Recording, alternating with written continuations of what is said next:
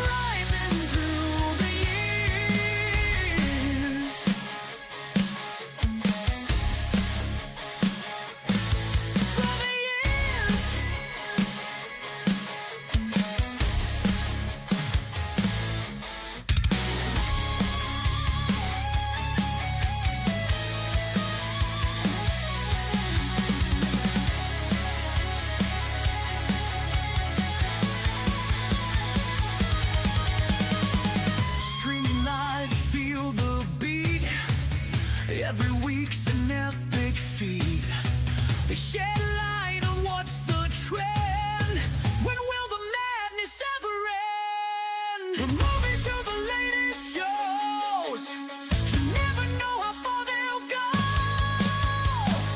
Come aboard and take the ride. Let's uncover what's inside. Warriors of the night, here to fight. Pop culture explosions in the spotlight.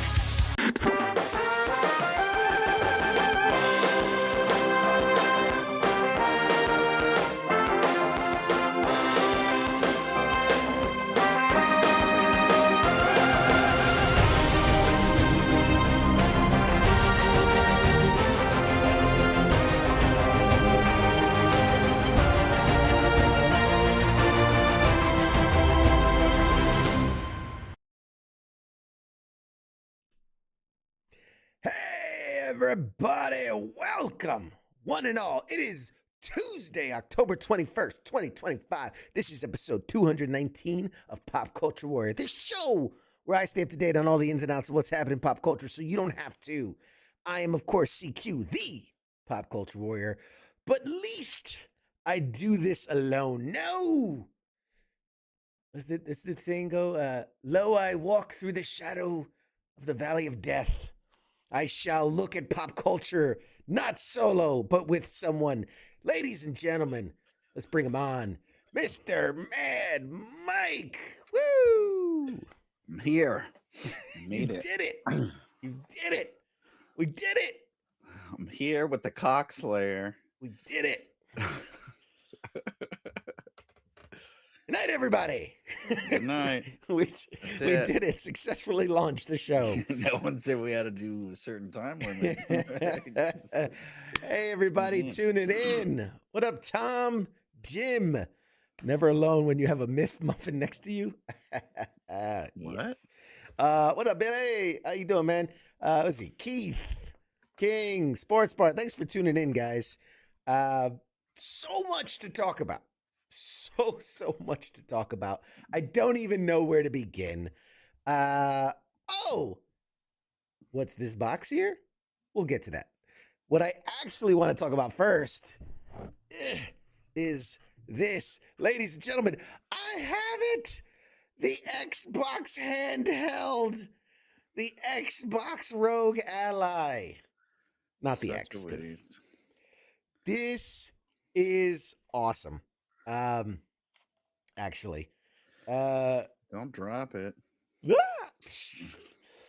But there it is. Look at that. Look at it. It's so pretty. Let's zoom in. It's so pretty. Just like rubbing up against it. Hold on. I gotta use my fingerprint to unlock it. Beep. Isn't that cool? Unlocks with a fingerprint. And it boots right up into the Xbox menu. There it is. There it is. Ta-da! So I've had it now for I got it on the 16th.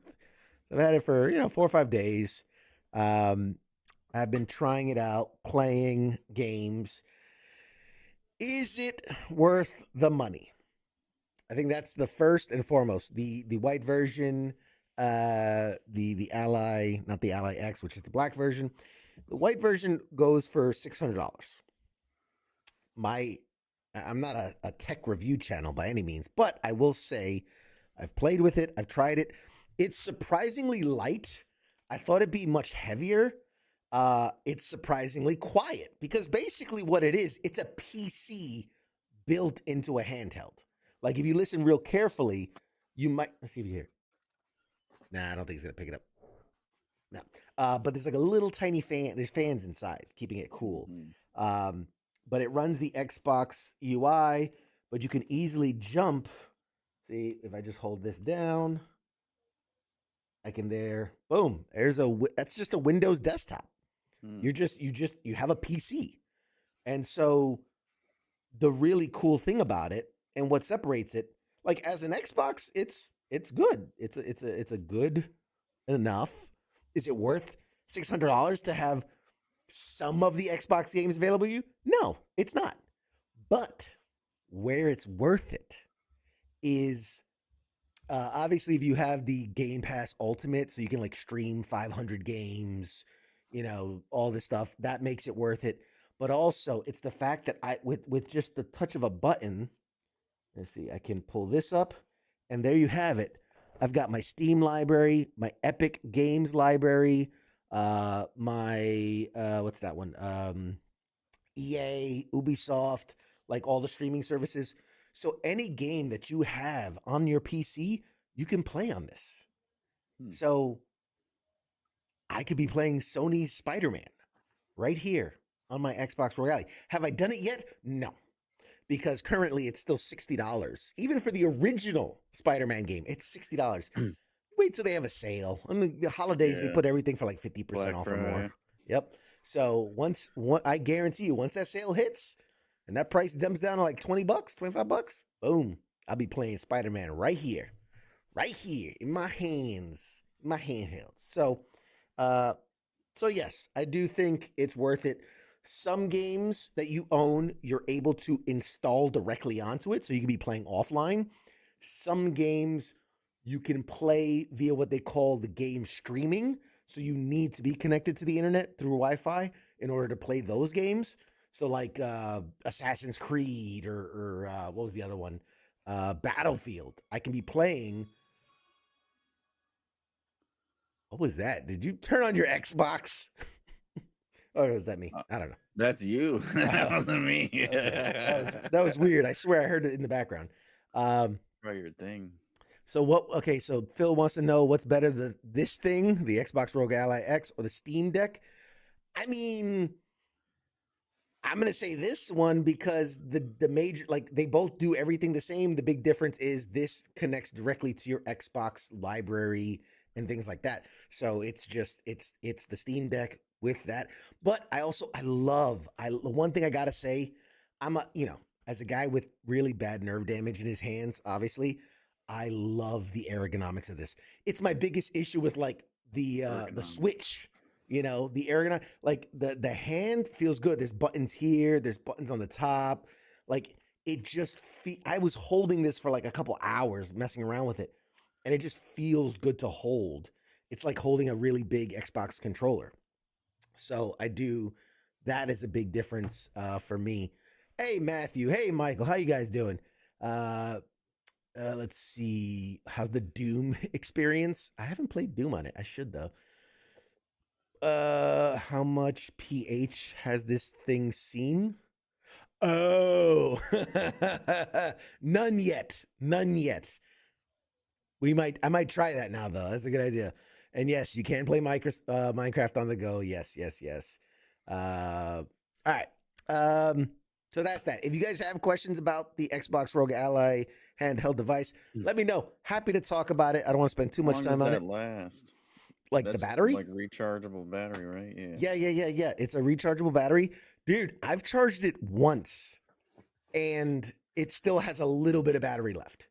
And I got that on the 16th. So again, I haven't been playing it nonstop, but I'll play with it for an hour here, hour there. I've charged it once and it still holds up. Hot? No, surprisingly, no.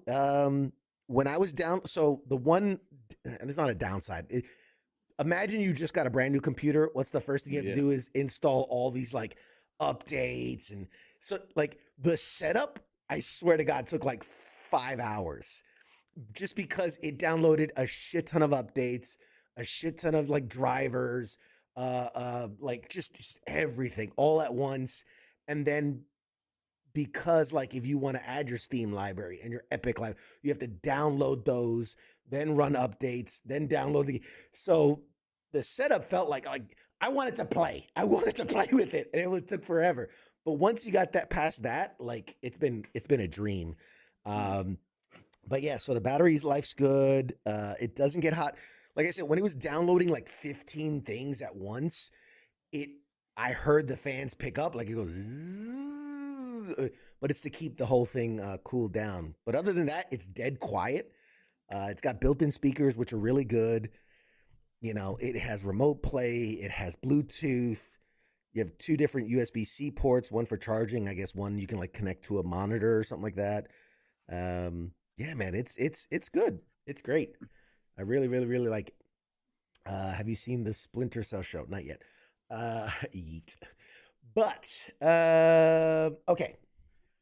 So if you do guys have questions about it, please let me know. I'll be happy to answer them.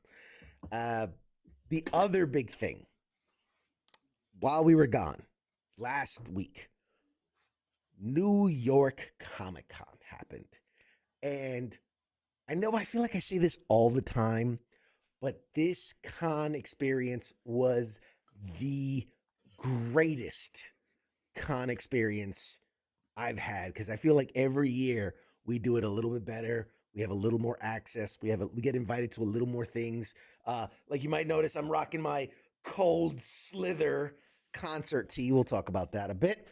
But my biggest highlight, if I can share, is it okay, Mike, if I share a bit about my con experience? Yeah, you do you. I'll scroll the internet here. I figured you wouldn't mind. I want you to ask me questions. You got to ask me questions about things. Stay engaged. The biggest highlight for New York Comic Con, which I'm just so thrilled about. We talked about it out of San Diego. Do you remember what I said was my big surprise out of San Diego? Like what I took away as like the big hit, the thing that surprised me the most. Do you remember? No. No, of course. Pop-ups? Activations, you mean? No. Well, I mean, those were awesome. But the thing that really, really surprised me the most was this. I talked about it after San Diego. I said, I got to experience the Rubik's Wow Cube, and it blew my mind. This doesn't come out till Christmas. But your boy, after talking with some people at New York Comic Con, they thought I deserved to have one. So I just want to show it off. It just looks like a black cube, but if I just give it a little twist, and there it goes, it activates. Now, it's not just a Rubik's Cube. This is why I said you really can't wrap your mind around it.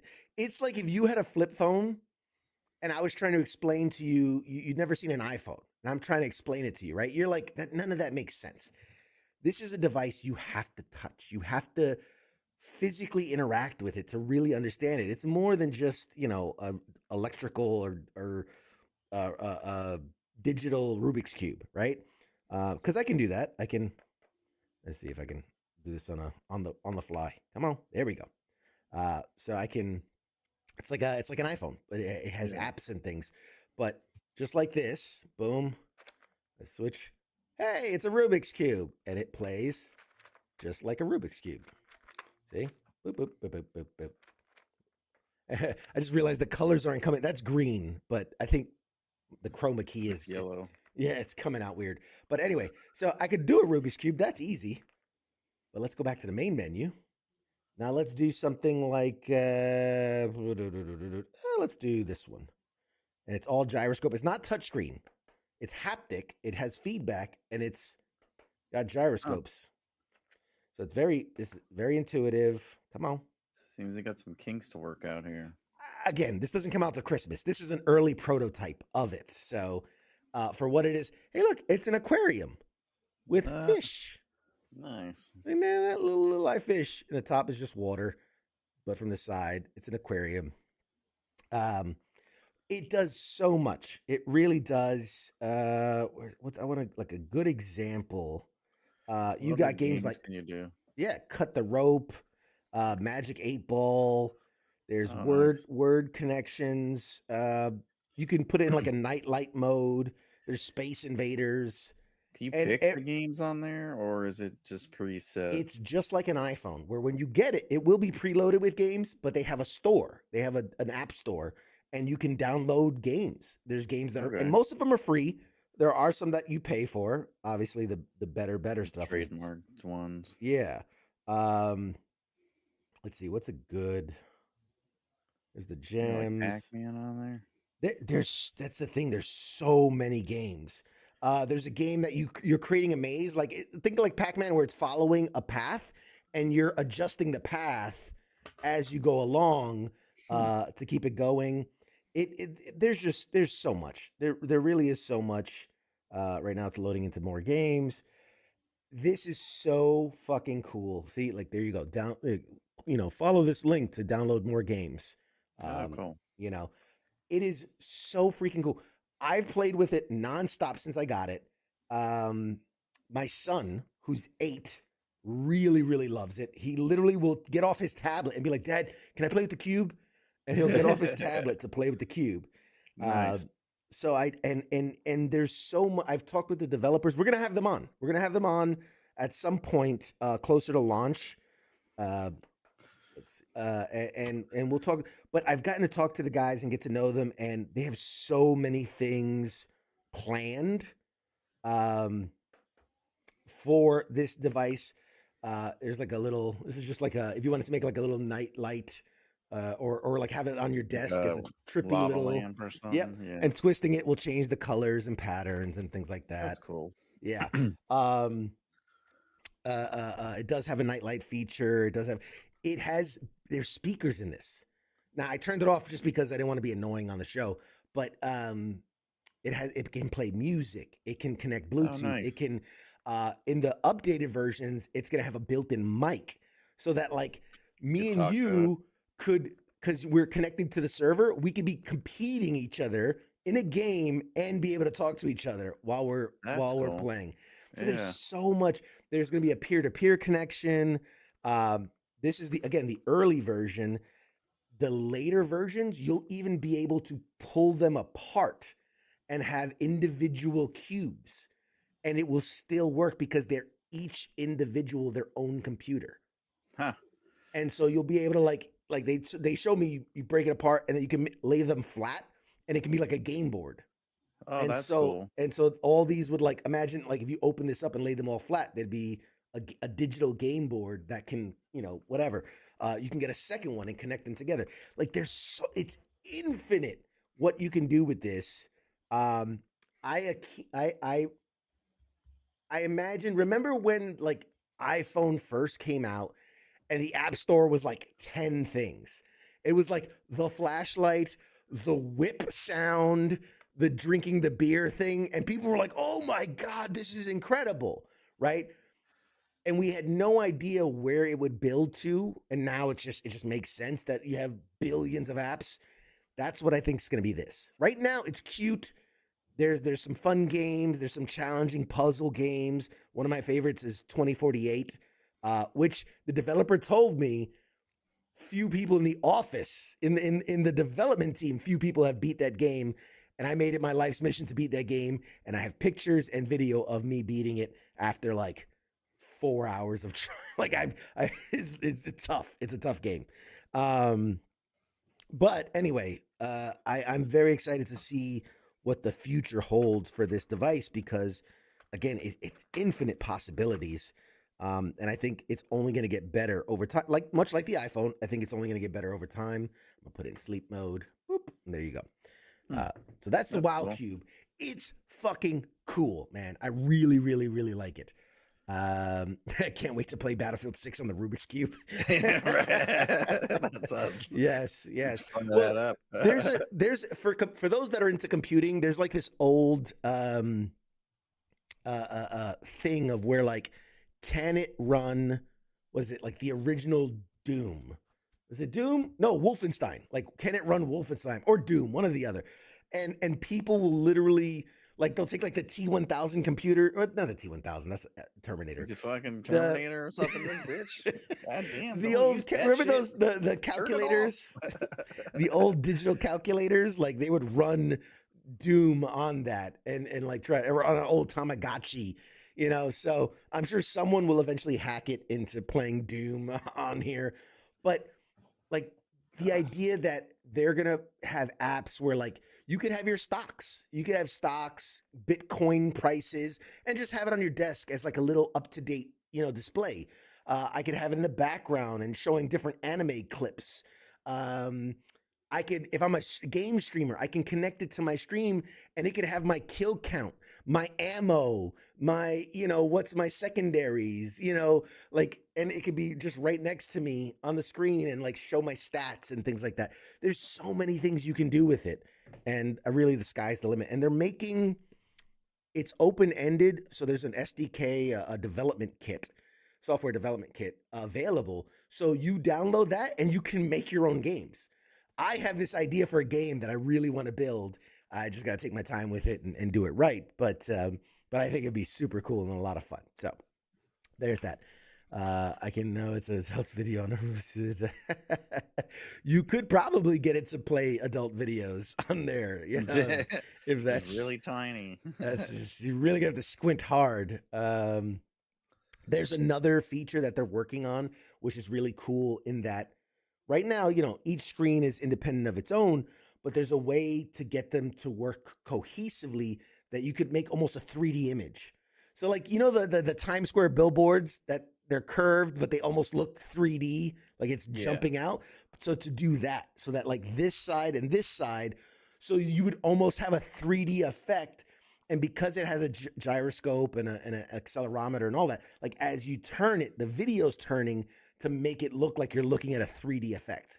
They showed like, the guy said like you could have like a Pokeball and there's a Pokemon inside. And as you turn it, it looks like, he's moving around or he's rolling around in there. Like all types of really, really cool stuff. I think kids are going to love it. I think, and it's one of the few, last thing I'll say about it, I feel like a spokesman for it, but I'm just so excited about it. One of the really cool things is this is like one of the only toys that is actually STEM approved by like some STEM institute or whatever, where like it is a certified STEM device. One of the things they talk about is like when your kid or you stares at a screen it's a fixed point, right? You're staring at a fixed point. Everything's moving around the screen, but your eyes are fixed right on it. This forces you to look up, down. You're changing. You're getting close. You're getting further about. So it's actually better for your eyes because it's forcing you to use those muscles a lot more. I found myself like I was going so fast that I'm like doing this and I'm like up and down and turning aside and looking around. And it's forcing you to be more active than you're just staring at an iPad screen. You're like, or whatever. You fucking play Battlefield. I'm sweating. I'm having like heart attack. Well, sure, that's Goddamn. different. That's different. Fucking stand next to that tank, fire off some rounds. You have a concussion. I think I got like Yeah. 6 concussions in the last 2 hours. That tinnitus, man. That tinnitus is a bitch. Fucking firing off that smog. Yes. Shit. So that's the Wild Cube. Very excited. I'll probably have the guys on to come talk about it. And I highly pre-orders are out now. I think if you pre-order it now, you get it in time for Christmas. I think it's going to be one of the hottest things once people get their hands on it. Like I think it's going to be real popular this year, but I think by next year it's going to be like the it toy to have. Just put me to sleep. All right. So some other things while I was at New York that I just want to share about because they were so awesome. I got to get some hands-on time with the official D&D, Dungeons and Dragons. They were appearing there, sharing some of their new exclusive stuff. I got to get some hands-on time with it. It's awesome. For those of you that watch FTX, which we'll have FTX this Friday, by the way. Imaginary fucking thing. Yeah. There's a dungeon master and you come up with characters and you're in a dark room. What do you do? Kind of stuff. Yes, that's Dungeons and Dragons. Beat the shit out of my meat. That's what I do. when I think about you, I touch myself. Level 150 jerk master, son. Can't leave me alone. So, Dungeons and Dragons. I never play. Dungeons and Dragons is something we've never really dipped our toe into in FTX just because of how it's very in-depth, it's very long, it's very story-driven. It would take months to complete a campaign. Well, it's super fucking boring. Some people could say that. Well, they have a new thing. They have a partnership with Stranger Things, the TV show, where in the show, heard of it. In the show Stranger Things, the character Eddie, he's a dungeon master. He loves playing Dungeons and Dragons. And so they brought that to life, his versions of Dungeons and Dragons. So it's actually really cool because it's meant to be kind of a standalone, very entry level, like they create your character sheets for you, things like that. I am intimidated by Dungeons and Dragons. I will tell you I'm intimidated because there's just so much to it.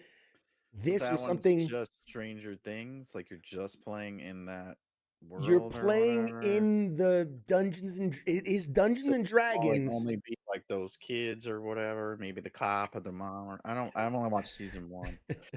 So and then 1 of season 2. So yeah, so the idea is that the characters are within the realm of Dungeons and Dragons, but it's as if you were playing Dungeons and Dragons with the characters on the show. So it is Dungeons and Dragons. It's not like, fucking Eddie shows up. Like it's his character, his Dungeons and Dragons character. But like they do have demigorgons and stuff like that are monsters in the game. So the whole point is you're playing a very small. They're like you could complete a campaign in 2, 3, 4 hours versus months long campaigns. Okay. So I'm probably gonna get it for FTX so we can do it one night. So that was really cool. And along those lines, Magic the Gathering, I got to get a briefing with the team behind Magic the Gathering and talk about their new expansion coming out in 2026, which is the Teenage Mutant Ninja Turtles collaboration. We did Spider-Man this year. Next year is Team NT. Looks really fun. Looks really cool. They're very excited about it. That's Magic. It's not changing, whatever. One of the things that they did announce that was all new that got me excited because once again, Magic the Gathering is something that I don't think works well for FTX because a lot of the guys don't know the game and there's so many like millions. Too much explaining. Yeah, and there's millions of cards and so to create your deck is very custom thing. It's a very individual thing, and so I don't think it works Well, well. everyone would have to have their own. Exactly. Otherwise, it was like, here's my fucking shitty cards. You guys can Exactly. play with. You're gonna get Just beat the stomped on shit out of every everyone. time. So one of the things that they announced, which I'm actually very excited about, is a whole new way of playing Magic. It's a co-op game where you buy the game.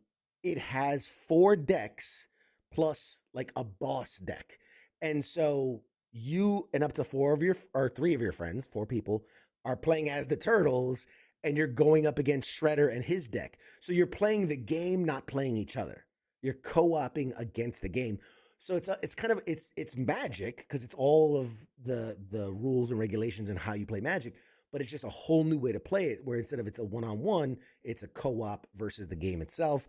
Looks really cool. And again, I think it would be great for an FTX night. So we are definitely going to get that when it comes out. I think it's March it comes out, but we'll add that to the repertoire. So someone plays as the boss deck, or you No, just the like turn boss. the cards over. It's you're just like there's like on the boss's turn. It's like play this card, attack with all your active creatures, kind of thing. Okay. So there's no one actually playing it. It's the game playing it. You're gonna have different bosses, so like you can There's get, Shredder, like, there's Shredder, Kang, there's the Foot that's something. Soldiers, there's Bebop and Rocksteady, there's anything you can think of from the Ninja Turtles universe. There's Baxter, all the characters are there. So That's yes, cool. a lot. What's the question? Will we or will we not have FTX this week? There will be an FTX, yes. Did you see Galactus walking around? I did. That thing was huge. There was a huge Galactus costume of a person in a Galactus costume that was walking around. All right. Other things. I have my notes here because You I just ask want him how he goes to the bathroom in it. It's a process. It's a process. The Invincible Versus, which is the new. It's like Mortal Kombat, but the Invincible universe. I got to play it. It's if you're into like I'm not big into fighting games, but it was cool to see Those characters. yeah, that the world. characters and fight, and it's very unique in that like as you're playing the game, like the costumes start to rip, they get bloody, they start like they're like you can see them kind of sweaty, and like by the end your dude's got like a black eye, and he's like ripped open in different areas, and much like in the Invincible universe, like you can like execute people. Like, Invincible comes in and hits the dude so hard that his body Head explodes. That's Yeah, awesome. it's crazy. What's Very. that on? Is that on all the systems, or is that a It'll mobile? be when it comes out. It'll be on all the systems. I played it on the PC with an Xbox controller, but it'll be available on all consoles. It's very, very, very cool. Again, if you're into the Invincible universe, if you're not into the Invincible universe, it's just another kind of mash them up, beat them up, spam as many buttons as you can. But it's cool. It's cool, and it's a 3-on-3 fighting style. So I think back to what was it like? Capcom X-Men. Yeah, Marvel vs. Capcom. Where you had, like, Jesus, I can't yeah, stop yawning. where you had the tag-ins. Too bad you're not that great at the game. I was undefeated when I played. So Against some 2-year-old kid that wasn't even. he might have been a special needs guy. I don't know.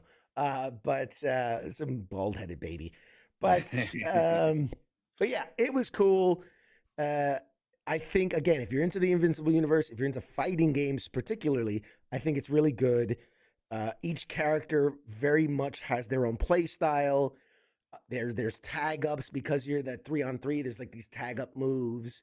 You can knock people out and bring them back, and you're fighting on other planets, on Earth, on the desert, in the sky, in the space, all the different things. So a lot of fun.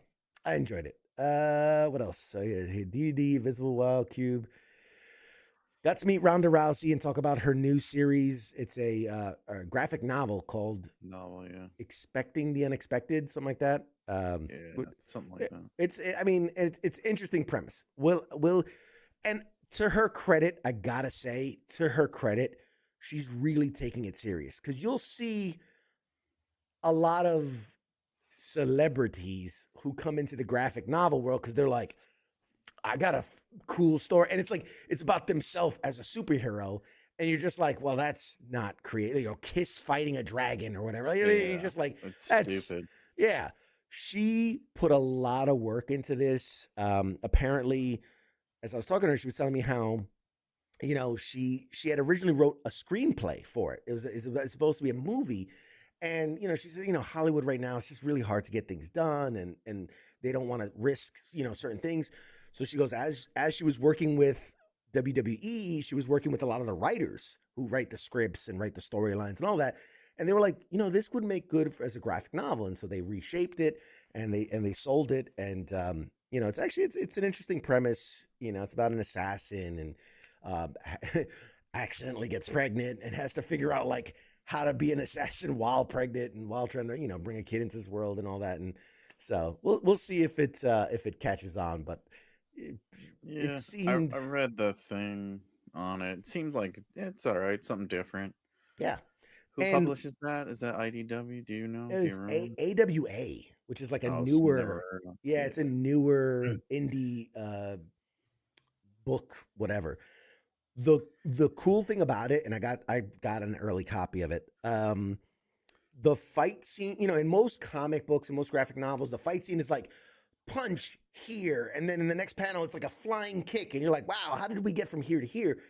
She really wanted the graphic novel to really showcase the fluidity of combat and the visceral nature of combat. She hearkened it back to like, you ever like be in those judo classes or karate classes where they have the thing on the wall where it shows like the three poses like of a roll or of a kick, right? The different. She goes, I wanted it kind of like that so you can follow along the action. And there's actually like one scene where she's fighting two dudes in a bathroom. And so she goes, literally, I had two guys help me. We went into a bathroom and we kind of like coordinated out. Like this isn't just an artist, you know, fight scene in bathroom and the artist just kind of goes crazy. She was actually submitting pictures of what she wanted the panels to look like so that she could show, okay, from here to here. And then they rolled over and then he went this and then I hit him with the thing. And so from a fighting choreography kind of standpoint, I think it's a very cool, unique way of showing action in a comic series. So That's cool. Yeah, I think it'll be interesting. I saw they had the Blues Brothers comic book. Did you see that, or did you not bother? I feel like that's past its time. Like they should have came out with that in the early '90s. Yeah, Too late. Like nobody knows who the fuck. Even my kids, we go to Universal, and they have them. You know, randomly they come out, and they're like, "Who the fuck are those guys in the suits?" You're like, why are the Men in Black here? I don't Yeah, understand. but I think one of them did say that. They're like, "Oh, look, it's the Men in Black," and they're like, "Wait, where's the black guy?" I'm like, those are the Blues Brothers. Why are the Men in Black playing blues music? That's weird. Why they got hats? Singers, they They're sing. playing It's harmonica. It's so the strange. Men in Black musical. Men in Black the musical. But yeah, I think. And I heard Yeah. other kids say that too. It's like, yeah, nobody knows who the fuck they are. Over the years, I'll say this: I've seen Run from Run DMC make a comic. Was it Blues Brothers? Read and it's not good. Gene Simmons had his. Terrible. D. Snyder has his comic. Obviously, you have the dude from My Chemical Romance has Umbrella Academy, but that's different because it's not like that's an It's actual original story content idea. creator. He's You not know. doing him and Yeah. fucking Jared Leto. My like- Chemical Romance, the comic book. It's as different as you can be. So there's a lot of people trying to, and it's the same way, you know, a Kardashian's going to put their name on a perfume or a makeup line or like they're just diversifying their portfolio. It's few times where I go, oh, this is, I really believe after talking with her that this is her trying to be taken seriously as like a graphic novelist. And the artwork is by Mike Deodato Jr., which is one of my favorite artists. Yeah. Honestly, he's one of my favorite artists. I got a clip of his thing. Yeah, I got a whole book signed by him because I love it. No, I'm not talking about her. Hers seemed like an original one because at first I thought it was like, gonna be like Ronda Rousey. Yeah. Like, this is fucking stupid. You know, I Ronda think even Rousey Hulk fights Hogan, Godzilla. like a lot of wrestlers had them. Hulk Hogan, like, Yeah. Sergeant Slaughter, all of them Yeah. had stupid. They're fighting Terminator or RoboCop or some shit like that. The Power Rangers. Even have that. Yeah. So it's like, no, like this is I think, and honestly, I think if I'm really being truthful, I think this is a way to like, okay, if it gets some heat, I can actually make the movie that I wanted to make. You know what I mean? Because how many things are adapted from a book to a movie? So I think this is her backdoor kind of way of like, look, let me show you, it'll work. Let there be some buzz around it, and then a studio's gonna pick it up and then make something out of it. Plus, Ronda Rousey as a name is gonna sell. But if they didn't do Berserker yet, they're not gonna do that. They're still working on that. Berserker had a big appearance. What else? This is kind of an FTX thing, but Overpower Rising. I don't know. You probably remember Overpower Rising from the 90s. Overpower was. You were all excited about it. I'm like, I don't know what the fuck they were talking about. Because Marvel was huge in Overpower back in the 90s. This is like before Magic the Gathering even really took off. Marvel had a collectible fighting card game. Everybody thought it was the Marvel game, but it was called Overpower. That was its own company. They licensed Marvel as a product, but everybody remembers it as the Marvel fighting card game. But there were little cards like these, and then you'd have, stats and attack power and intelligence, and you would set up your guys and they'd fight each other and whatnot. Company went like Magic or some, or it's kind of it's like any other fighting game, but I will say that this is so different than something like Magic or Pokemon or Yu-Gi-Oh or any of the other card games. And I've got a video coming out where we played it live at Comic-Con. We had a booth set up and everything. It's different for those of you that know card games and know how these things work. It's all about like resource allocation, right? You play a card and then I have to tap 3 mana to activate the card, et cetera, et cetera, et cetera. Or like Pokemon, I have to do 2 electric to play my Pikachu kind of thing. This game does have stats and things like that, but it's not really about resources. It's almost like you're creating a narrative. So your character has a certain energy, a certain combat force, a certain intelligence, and so they can utilize certain weapons or certain situations based on their stats. And so you're creating like where I'm gonna, because they have a Walking Dead edition, which is so cool. It's like I can have Rick, has a shotgun and he's riding on a tank. And those are different cars that can be combined to form, kind of a story-esque thing. And like, well, I use my Omni-Man, it takes all damage and it bounces off him card and, all kinds of stuff like that. But it's pretty cool. And it's because unlike a Magic where it's like any card can really work with any card, there are situational cards where like, Lucille is only going to be used by Negan, or Rick's pistol is only going to be used by Rick. And so it makes the decks a little more kind of narratively focused versus just I tap in 3 mana for my instant fireball kind of thing. So they got a new one. What was the new one there? So yeah, Walking Dead? so Overpower has its initial set where everything's original. And then off of that, they've licensed Walking Dead, Invincible, and then most of the IDW stuff. So like Witchblade, The Darkness, what was it? Youngblood? Not Youngblood. Okay. No, Bloodshot. Bloodshot. Like, so there's a bunch of those that they've licensed. They are currently working with what was it? Oh God, there was another one that they were talking. Oh, The Boys. They're working on the Boys franchise. So a bunch of really big IP that it kind of fits that world. They're even hinting at there might be some work with like Capcom. So you might end up with like a Mega Man, a Sonic, kind of stuff on there as well. So they were super cool with us. I got to give them a shout out. They gave us a bunch of like the promo cards. So we have promo cards that haven't even come out yet. They gave us a whole box of decks, a whole box of booster packs. So I don't know if it's gonna be this FTX or the next one. We're gonna do like a live opening party and like rip packs open and build decks and So play. when you buy that, you have to buy like a starter kit or something. How does Yeah, that come? typically you would buy like, and this goes for any Is card that like game. mad? So each person, if I want to play with other people, they all have to buy their own shit, or can you buy like a bunch of it? I mean, you could buy 2 or It's 3. like Magic though, like everyone brings their own decks kind of deal. Uh, Otherwise, you're gonna spend thousands of bucks.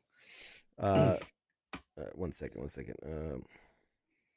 And just checking in with our guest. What's it called? I'll just Google it real quick. Overpower Rising is the new version. It used to be Overpower, but they're coming back. So,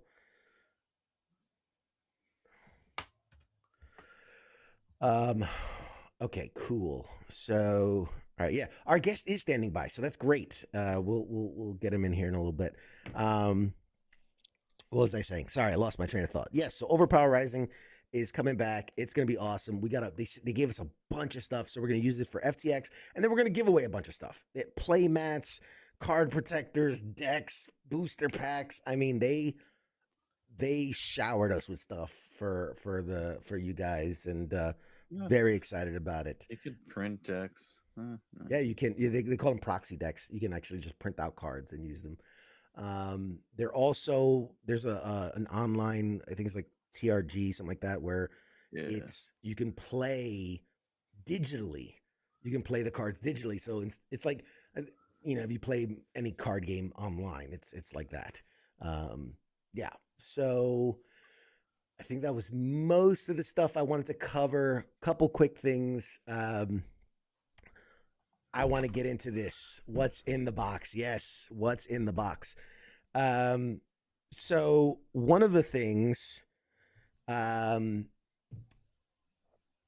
happened, I filmed a bunch of content like I always do. I was there Wednesday, Thursday, Friday, Saturday. Filmed all day Saturday. I sat down with Robert Kirkman and a bunch of other people, Norman Reedus, and did interviews. It's great.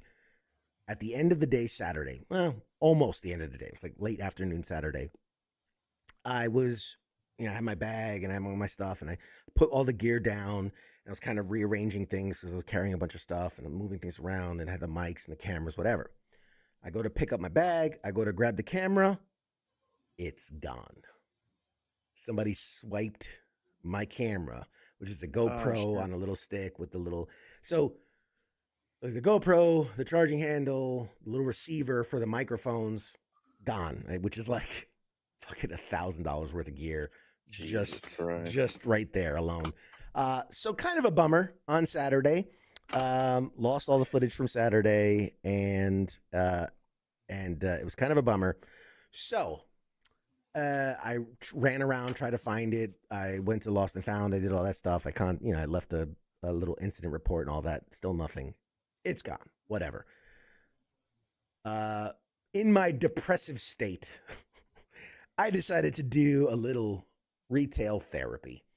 And so put an Apple ear tag on it, like fucking super glue that shit to it. I should have. I really should have. Next time we'll fucking beat someone's ass. And the funny thing is too, I think that because it was one of the newer GoPros too, like not the newest, but like 2 or 3 times ago, but it has like geolocation, which I turned it off. I turned it off because I'm like I never, it's always with me. I don't need to know where it is. Like an idiot, I turned it off. I'm having a little issue with the little tech issue here. Hang on one second. So yeah, it is what it is. It is what it is. He's having trouble joining the room, so I got to help people.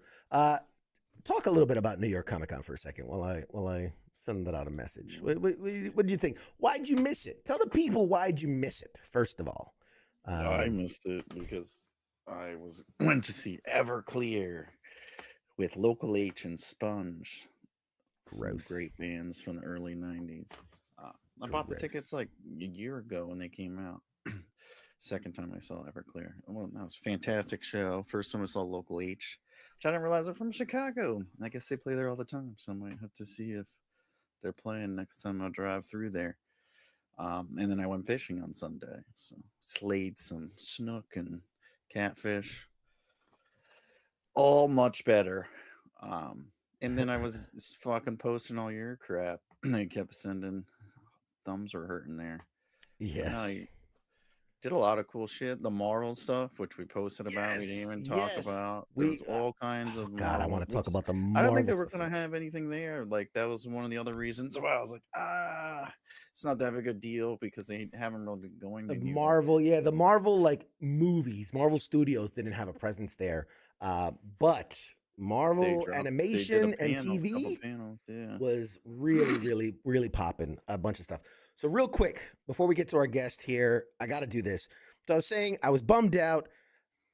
I fell into the old time for some retail therapy. And so this right here, let's pull this back a little bit. This right here, if you see here, says Alex Ross Collectors Club. Now, anyone who knows comics knows Alex Ross. Makes some of the most gorgeous pieces you've ever seen. Second only to Bob Ross. The second best Ross there ever was. Now, nephew? No, I don't know. I don't know. So I will say this. My dream was to always own an original Alex Ross. Obviously, he sells them all the time. You don't got like 30 grand, thousands of dollars. You don't got 30 grand? Fucking get out of here. Tens of thousands of dollars. So he has a company, Alex Ross Collectors, or it's Alex Ross something company. What they've done is, like every company out there, this is a blind box. So what they did was, he signs a bunch of stuff, I guess, to fund himself, I guess. I don't know. And you can go buy a Spider-Man signed by Alex Ross. You can go buy that on the website. This is a blind box, a collector's club box, where you're guaranteed, it's like a CGC 9.8 rated and above signed comic, a couple of other signed comics, and a print signed. So a bunch of signed Alex Ross stuff. You just don't know what it is. It's random. And for the price, you're saving a lot of money because you're not getting exactly what it is you want. Yeah. If you see here, it says New York Comic Con 2025 exclusive. For New York Comic Con, they did something special. Yes, it's like Hit Parade. Yes. So they did the typical. They only made 75 boxes for New York Comic Con. And in those 75 boxes, there are 3 special original sketches done by Alex Ross. So you have a 1 in 25 chance, let's call it. 1 in 25 chance. I bought this, again, after I lost my camera on Saturday. So it was towards the end of the convention. I asked how many are left, because I had heard about this. They go, oh, there's about 6 boxes left. And I said, okay. And how much are the boxes? 300 plus tax. So like 326 after taxes. I said, have people been opening them right on site? And they're like, most people have opened them right there because they want to see what they got. I said, okay, has anyone pulled one of the sketches? She goes, and this is the lady I'm talking to. She goes, of the ones I've seen, which she's like, I've been working here the whole time. Of the people that have opened, we haven't seen one sketch yet. Now, did it mean that all 3 sketches were still in those boxes? No. It just means that of the boxes they've seen, none. Now, I have not opened this box. It is still sealed from New York Comic Con. And I figured, let's do a live unboxing and see What if he's at home like, oh shit, I forgot to put these sketches in those boxes. Why do I have these 3 sketches just sitting here? Get like an IOU. He's got to draw like 70 of them. So here you go. Cracking it open. The Alex Ross New York Comic Con 2025. Imagine right through it. Don't go too deep. Right through the sketch. Why are they gonna cut right through the middle of it? It's 2 half sketches. It's like one of those, the covers that they're like the split in half. All right, here we go. All right. Woo boy. Here we go. I don't know what to expect. Okay, we got a little just Alex Ross advertisement. There you go. Gotta have the advertisement. All right. Here we go. This is the comics, I believe. Man, they really packaged the hell out of these to protect them. All right. Here we go. Here we go. Try not to do this and not also slice my finger, any more fingers off.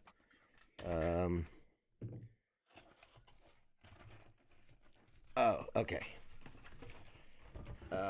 All right. Woo-hoo-hoo. What do we got here? All right. First up, let's go with the CGC rated. This is a 9.8 signature series of Power Girl number 20, officially signed by, you guessed it, Alex Ross. Signed 9/5/25. This is the Ross variant cover B, sketch cover. So I don't know what the value of that, but that is an Alex Ross signed comic book. Yay! It's like $100. All right, well, there you go. I'm only 200 in the hole then. And in these, which have certificate of authenticity, so you know they're legit. Which is a print. Yeah, because nobody. My own certificate of authenticity. It has the CQ. I got him for Alex certificate of Ross, authority. All right, so here we go. Don't stick to that. Don't stick to that. That was almost bad. Speaking of Marvel cards, it's a Marvel Doctor Doom signed by Alex Ross. Nice. For the San Diego Comic-Con exclusive 2025, because, you know, Doctor Doom is making a big appearance. On this, we've got a print of Wolverine. It's Wolverine. Oh, the different Wolverines through the years. So, like, fighting Hulk, the brown suit, the yellow suit, the cowboy hat, and then also his with the X-Men at the bottom. You can see that. That's cool. Yep, signed by Alex Ross. And now for the comic books. Ooh, ours is pretty cool. We've got wait, is this it's in a different language. I'm like, wait a minute, why does this look weird? Inmortal Hulk. It's the Spanish immortal Hulk. It's Inmortal Hulk. Le que faci del monstruo. There you go. There's a Spanish Hulk. Whoop, and now it's broken. Now it's garbage. Now it's worthless. Zatanna number 1. That's cool. Signed by Alex Ross. Very nice, very nice. And then this one is really cool because it's one of those, what they call the naked cover. There's no information about it, but that looks like the swamp monster from, what's it called? Shit. What's it? The Creature from the Black Lagoon. Creature from the Black Lagoon, yes. So a black and white virgin cover, not naked cover. Virgin cover is what they call it when there's no title, no barcode, no nothing. So that's got to be a pretty unique one right there. All right, so those are the comics. That's the card. That's the CGC. And then there's this.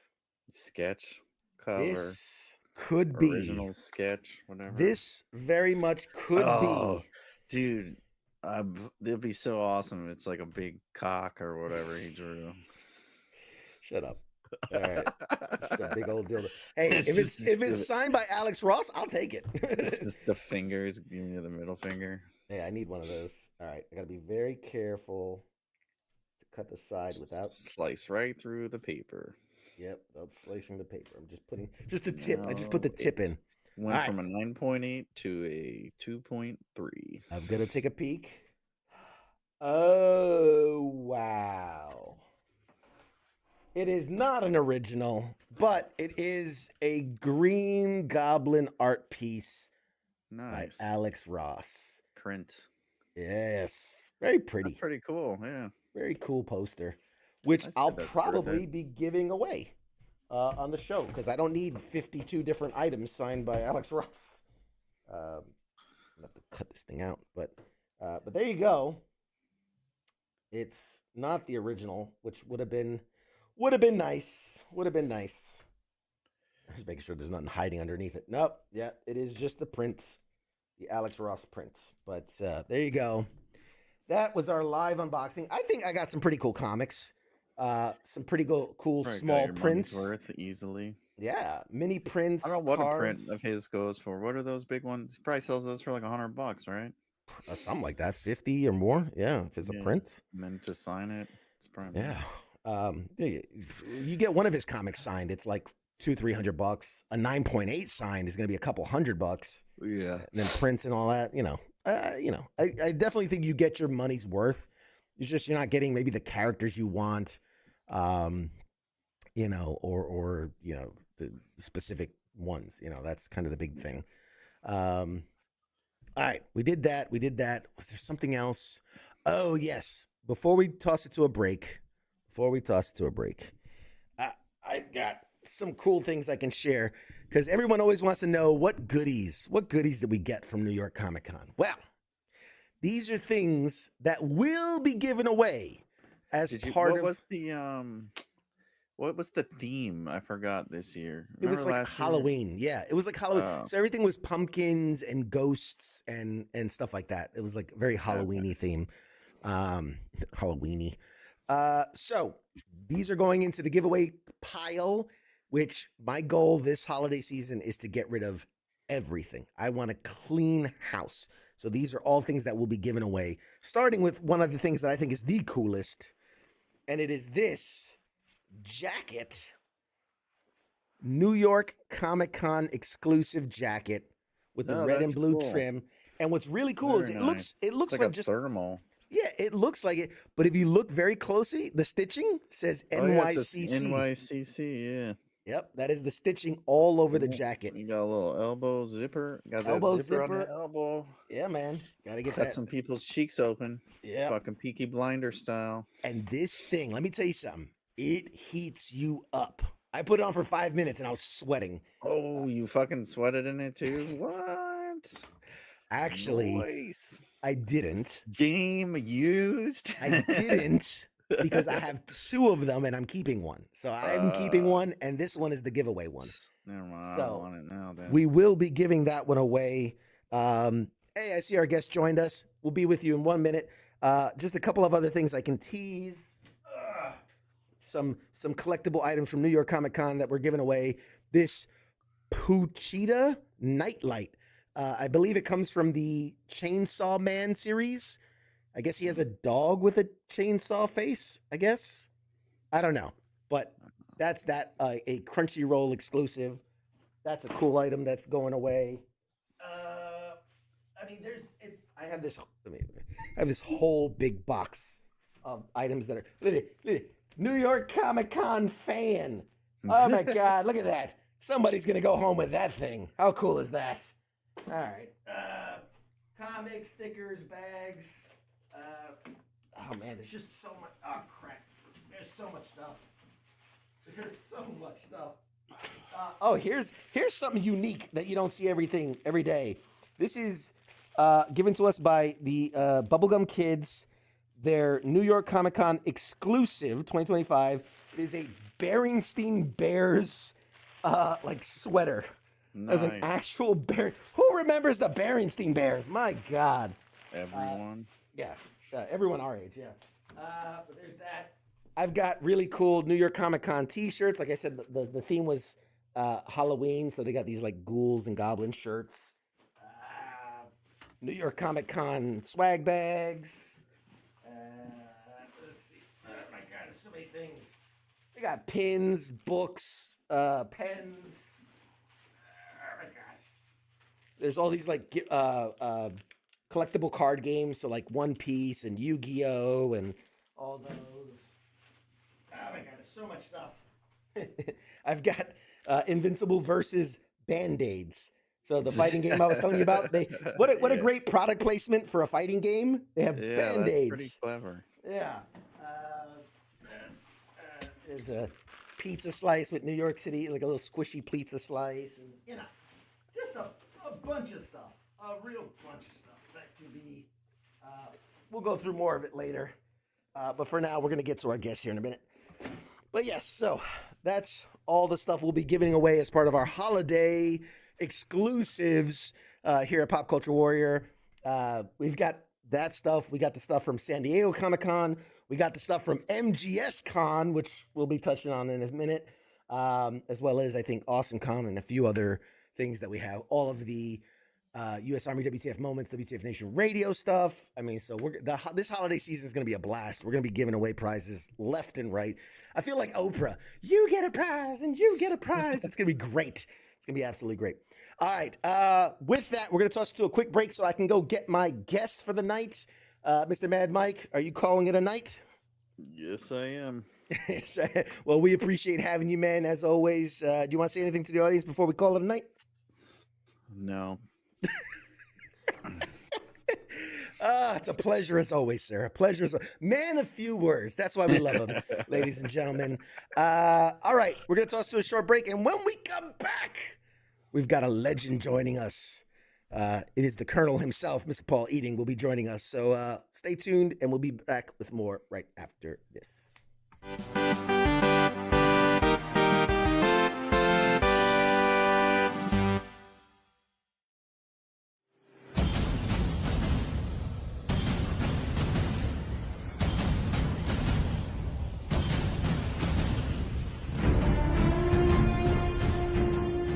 Hey, you there?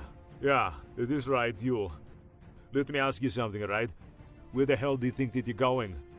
Oh, would you think because the show's going to commercial that means you get to just walk away? Well, CQ asked me to pass on the little message, alright? And it says, I'll be back.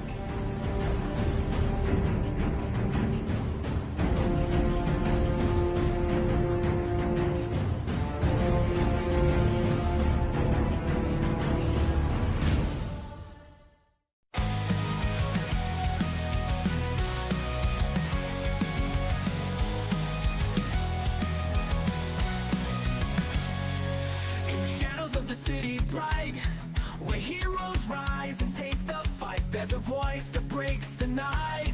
It's CQ with the insight. From the comics to the silver screens, talking legends in those crazy scenes, pop culture trends and hidden themes. CQ reveals what it all means.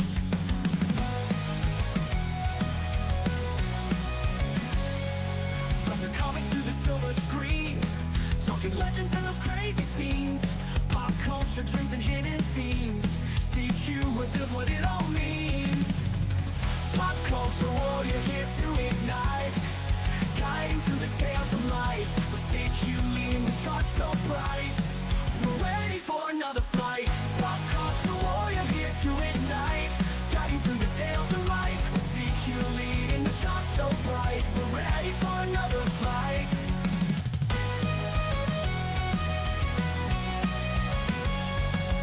Marvel at the twists and turns, villains playing heroes learn. Every episode we'll discern lessons from the past to learn. Games we play and books we read, CQ's wisdom's what we need. Memories that make us bleed, together we will take the lead.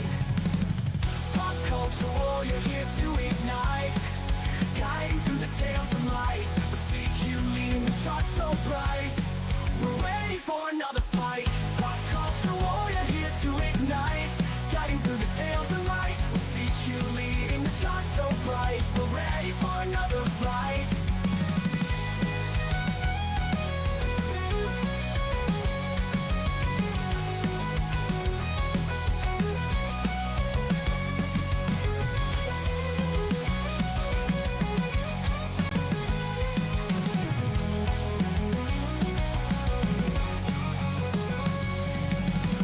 Pop culture warrior here to ignite, guiding through the tales of light. With CQ leading the charts so bright, we're ready for another flight. Pop culture warrior here to ignite, guiding through the tales of light. With CQ leading the charts so bright, we're ready for another flight.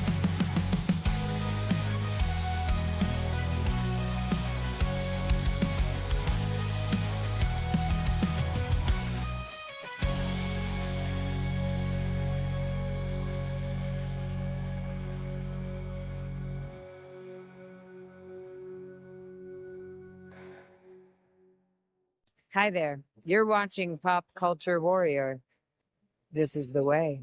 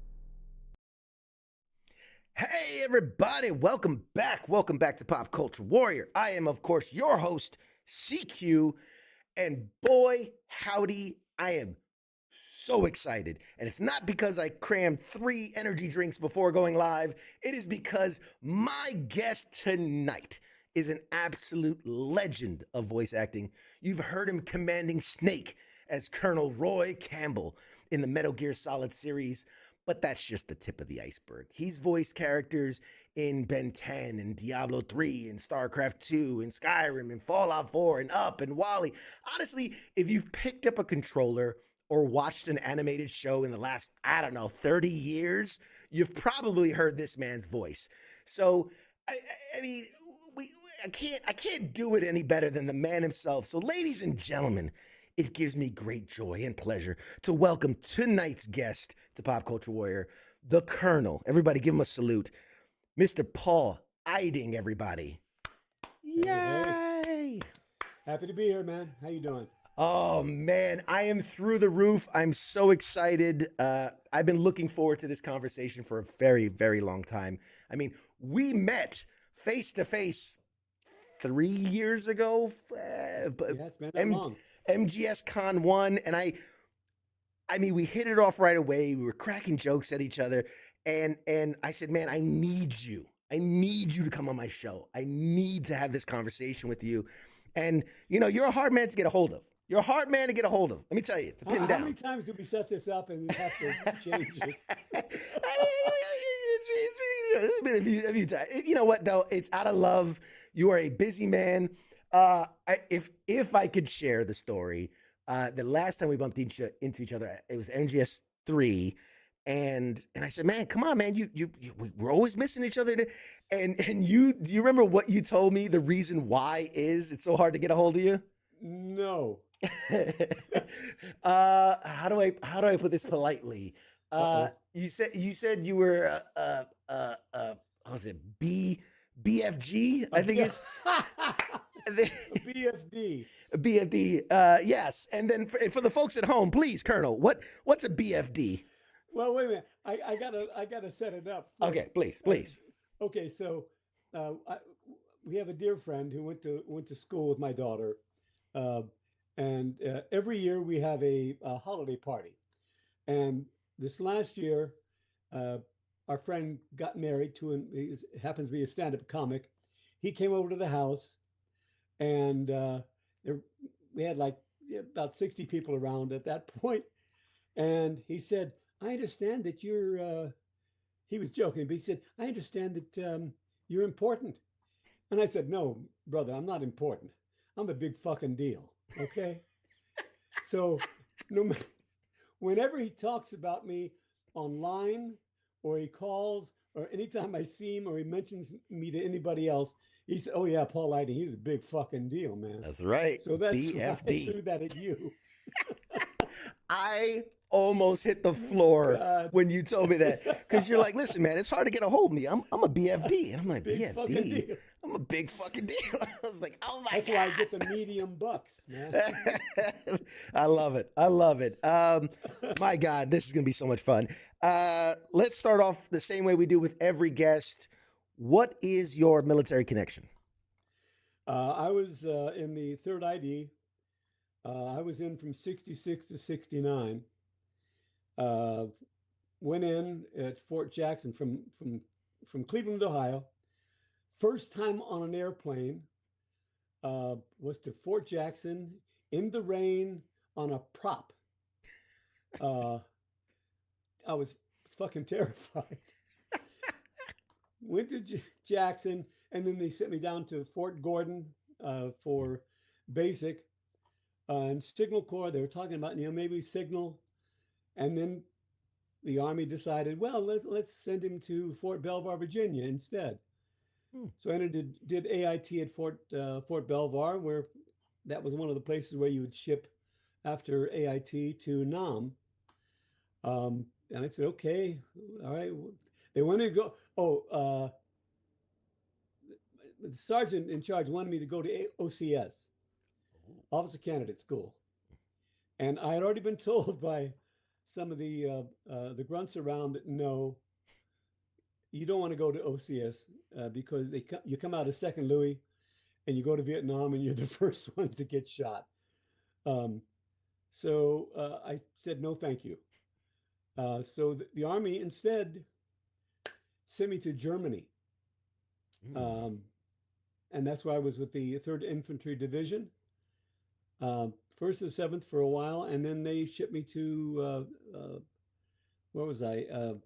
Headquarters, HQ, and spent my time there. And got to be honest, I had a great time because I was there, and they had me audition for a singing group when I first got there. Now, this is the Audie Murphy Division, the most decorated soldier in World War II. Right. Twice a year, we all had to get together and go to the theater, and we had to watch his movie, To Hell and Back.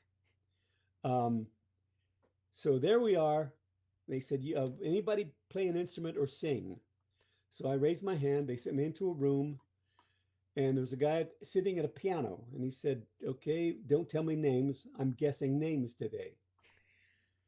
My real name is Otis Errol Eiding, which I never liked.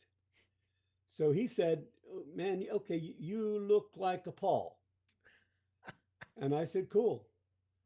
So from that point on, my name became Paul. So anybody who contacts me and calls me Otis, they're either someone from my past before college or trying to sell me something, because I've never changed it legally. But that's how I became Paul also. Wow. In the military. That's amazing. That's incredible. But I got to tell you, when I got out of the military, that was not a time when we were welcomed back. Okay. This is 69 during the height of Vietnam. So it wasn't like there was nobody thanking us for our service. Didn't matter where you were, you had been in. And I remember not wearing my uniform for a while. My fatigues, or my stripes. I came out a hard 5. And it was interesting. And for a long time after, I had some serious, I don't want to get too heavy, but I had some serious survivor guilt because so many of my buds went to Nam, didn't come back, or came back strung out, and then ended up ODing once they got back to Ohio. And there I was. I had great time in the military while I was there performing Hmm. because I ended up taking over the group and uh, as a conductor and singer and musician. So anyway, That's incredible. I feel for you. I understand. Something. I'm part of the GWAT era, the Iraq Afghanistan war guys, and like we revered the Vietnam guys, right? And we knew the stories and we knew what they went through and how like I jumped into Iraq. I was part of the '03 jump into Iraq. So the first real combat since Vietnam. And I remember people telling us, hey, they're going to hate us. They're going to spit on us when we come back because that was the last impression that was left. And so right. the first guys to go really had no idea how we were going to be received coming back. So I that's burned into my brain. And I had an uncle who served in Vietnam and OD'd when he came back, and so Yeah. I understand. I carry that with me. So we thank you for your service. It's rare that we actually get a veteran to talk about their experiences in the entertainment industry. Obviously a lot of people are like, oh, my cousin, my brother, my mom, my dad. It's rare that we get ourselves a bona fide a wearer of the uniform. So we thank you for your service. And You mean someone this old? Is Is that what you're saying? A little. I mean, you don't get to the rank of colonel easily like that. True. It's not like they just hand it out or anything. I just, by the way, now I have this fanfic in my head where it turns out the colonel has a beautiful singing voice and was in the military orchestra early in his career. Now that is canon inside my head. So Kojima, get on that. We're gonna that's a whole separate game. Okay. My God, this is going so well already. Where's your pop culture love at, right? Like outside of what you do for a living, where's your fandom? Where does the thing you obsess about? Oh man. Um, I'm I love all kinds of music, uh, and always have. I was a music major in school. I didn't become an actor till later. I never took acting classes through school. It was all music. My dream was to play with the Cleveland Orchestra. I was a string bass player, and then ended up playing R&B and rock and roll and whatnot. I started playing some jazz, but was started playing with guys who were way too good for me, and my ears just weren't big enough to play some intricate jazz. I could hear changes, R&B, and rock and roll, and country. All that's easy. Uh, but that's basically when I said, you know what, I'd have to really go back and woodshed. So it was time for me to try something else. So I went to acting because acting was also a nice way to meet girls. Uh, I gotta be honest, man. Um, but music uh, it is really what it's all about. And what's really interesting is I'm in rehearsal for a play right now, and the character that I'm playing talks about his love of music. Now, I didn't know this part of the character until I got into going over the lines. Mm. But there's a point where he lists all the different genres of music that he loves. And it's like home for me. It's one of those things where I could learn those lines because it was who I was. Mm. Yeah, so music's got to be that, and outside of that, uh, the arts, it would have to be football, but soccer, the world's Football. football. Yeah, Okay. I'm a Okay. major football fan. All right. All right. Yeah, Right on. Who would have known the colonel liked the I, football? yeah, I coached for 14 years, and it's like I love the game, man. It's That's a beautiful awesome. game. That's Yeah. awesome. So touching on a little bit, I might bounce around a little bit just because I kind of like to follow the flow. You talked about, making the jump from music to acting, which by the way, I 100% agree. I took high school musical theater because that's where all the pretty girls were. So I understand. Man after my heart. I did the same. So I had a little musical in my background too. Do you remember your first the big role, the whether it was a voice acting role, on screen role, or anything like that? What was the first thing that the big acting gig that you landed, and tell us a little bit about that. Um, Uh-oh. I think we lost him. Give it a second, folks. Could be the connection. Come back. Come back. This happened once before while we were in the here we go. hey, Okay. Sorry, we lost you for a second. Take there you two. go. Can you hear me now? Yep, we got you. Okay. So for me, it was on stage. I was living in Minnesota, in Minneapolis, and I got cast in a musical called Fiddler on the Roof. Classic. And I played the lead. In Fiddler, I did for 10 months, 8 shows a week. Oh, the connection's no good.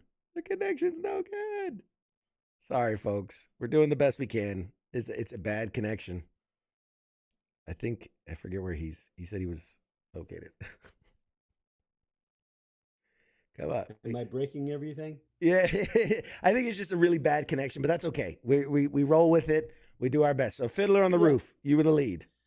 Fiddler on the Roof, I did for 10 months, 8 shows a week. They had to force me to take a week off so my understudy could go on, because it's one of those roles for a character man. It can't be repeated. You get to sing, you get to dance, you get to make people laugh, make people cry. So it was like it used every part of who I was as an actor. So I love that. Now, as far as being in LA and that kind of stuff, voiceover wise, it was probably, I did a play out here in Los Angeles. Again, I played, it was on stage, I played a play called Cloud Nine, where I played a Cockney soldier, an African manservant, intentionally a white man playing a black, no makeup or anything, but just the African garb, and a 5-year-old girl, a hideously unattractive child. But there was a man who was there watching the show who was the casting director and director at Hanna-Barbera. He came, saw the show, and thought I had some range. He called me in for some auditions. And then I started booking, I'm a Smurf, and got me on the Jetsons, Scooby-Doo, all of the old Hanna-Barbera shows, the GoBots, Sky Commanders, Johnny Quest. So that was a big break as far as Los Angeles is concerned. His name is Gordon Hunt, who is Helen Hunt's father. Helen Hunt, the Academy Award winner. Oh, wow. Yeah, he was a great man. So that was one of the big breakout in LA. Yeah. And then my name got around, and then came the Transformers and all the rest of it. Wow. It goes to show you be the best you can be, and sometimes luck breaks your way, and it's equal parts, right? Skill, luck, and opportunity, and all those things happening all at once, right? Yeah. Yeah. Luck is definitely involved, but once you get that chance, you got to be able to deliver the goods. Absolutely. Luck will only take you so far. You've got to be able to take it all the way. I'm curious then, when for you was kind of the moment where you're like, oh, okay, I can make a living doing this. Like I can, not just survive, but maybe even thrive in this kind of atmosphere. Well, I'm hoping that comes tomorrow. I don't know, man. It's very funny. I did a con this last weekend in Portland Retro Gaming Expo. A great con. Anybody gets a chance, they should go there. It's just they really ran a great con. And people were asking that question, and uh, every once in a while, I have to, and I'm not kidding. Mhm. There comes a time when I stop and people are looking about all the things I've done, and it hits me from time to time. It's like, gee, shit, I've had a career. As an actor, you're almost always semi-retired because you never know when your next gig is coming. Um, so you're never really sure. Now I put two daughters through college, um, and my wife of 49 years, who I met on stage, so it worked for me. There you go. Um, when I was out here for a while in the 90s, it was really the halcyon days for voiceover people, especially Saturday morning cartoons. Mm. When I was working all the time, you do a couple of jobs, a couple of different shows each week. That's when you realize, okay, and maybe I've got something I can share. Although I got to say this, I would have auditions for like local commercials or small gigs, and I go into a room, and sitting in the room auditioning for the same thing as me. This is when I first came out here. There would be Ed Asner and Paul Winchell. Paul Winchell, who was the voice of Tigger. Paul Winchell, who created the first human heart. People don't realize it, but he was also a puppeteer. But these guys were people that I had listened to from when I was little. Dawes Butler auditioning for the same thing I was auditioning for. So just when you think, yeah, I've got it now, and then you look around and you see these guys, these veterans, are auditioning for the same crap I'm auditioning for. Wow. So you're never sure, Mm. Do you think that too helps? I don't want to say keeps you humble, but does it? Oh God, yeah. It keeps you in that mindset of like, okay, this is great. The next one, like I got to keep the craft going. I got to keep all of that moving forward. Yep. I'm still in acting class. I take class every Saturday, especially when I'm in town. Number one, you got to keep the instrument sharp. Mm. I don't take anything for granted. Plus, when you're in an acting class, our class is really great because we've got ages like 20, 22, a few in the 30s, some in the 40s, some in the 50s, and beyond. And Helen Hunt is now running the class. Oh, wow. And all that energy keeps you going, and that new blood, it just keeps you moving and keeps you growing. I've always said that one of the things I love about acting is that it's something that I can learn until I die. You never really have it all together. Like this, I'm working on a play right now. It's kicking my butt, and it's really exciting. It's terrifying because it's a 2-character play, and it's the two of us are on stage for an hour and 35 minutes with no intermission. We never leave the stage. So there's a lot of lines to remember and a lot of interaction that has to be honest, So luckily I love what I do. Yeah, that's incredible. I mean, that sounds like a lot to do. But again, when you love the craft and when you love what you do, that makes sense. Switching gears a little bit.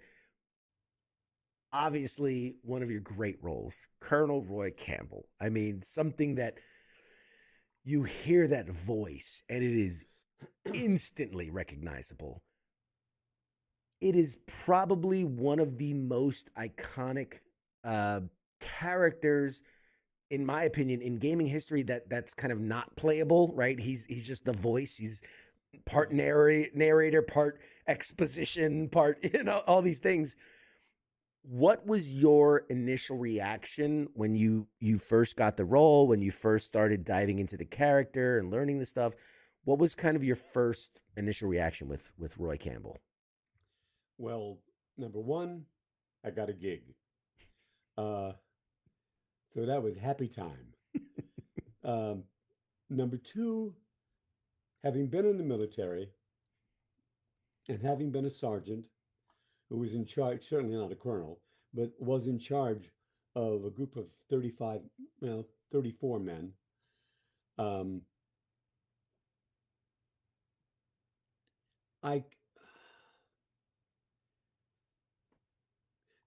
the sight of him, they gave him some authority and some gravitas I could get to. And then dealing with the friendship with Snake and working side by side with David made it easier to get into it. Developing the story, learning the lore of what was going on, all that came a little bit after.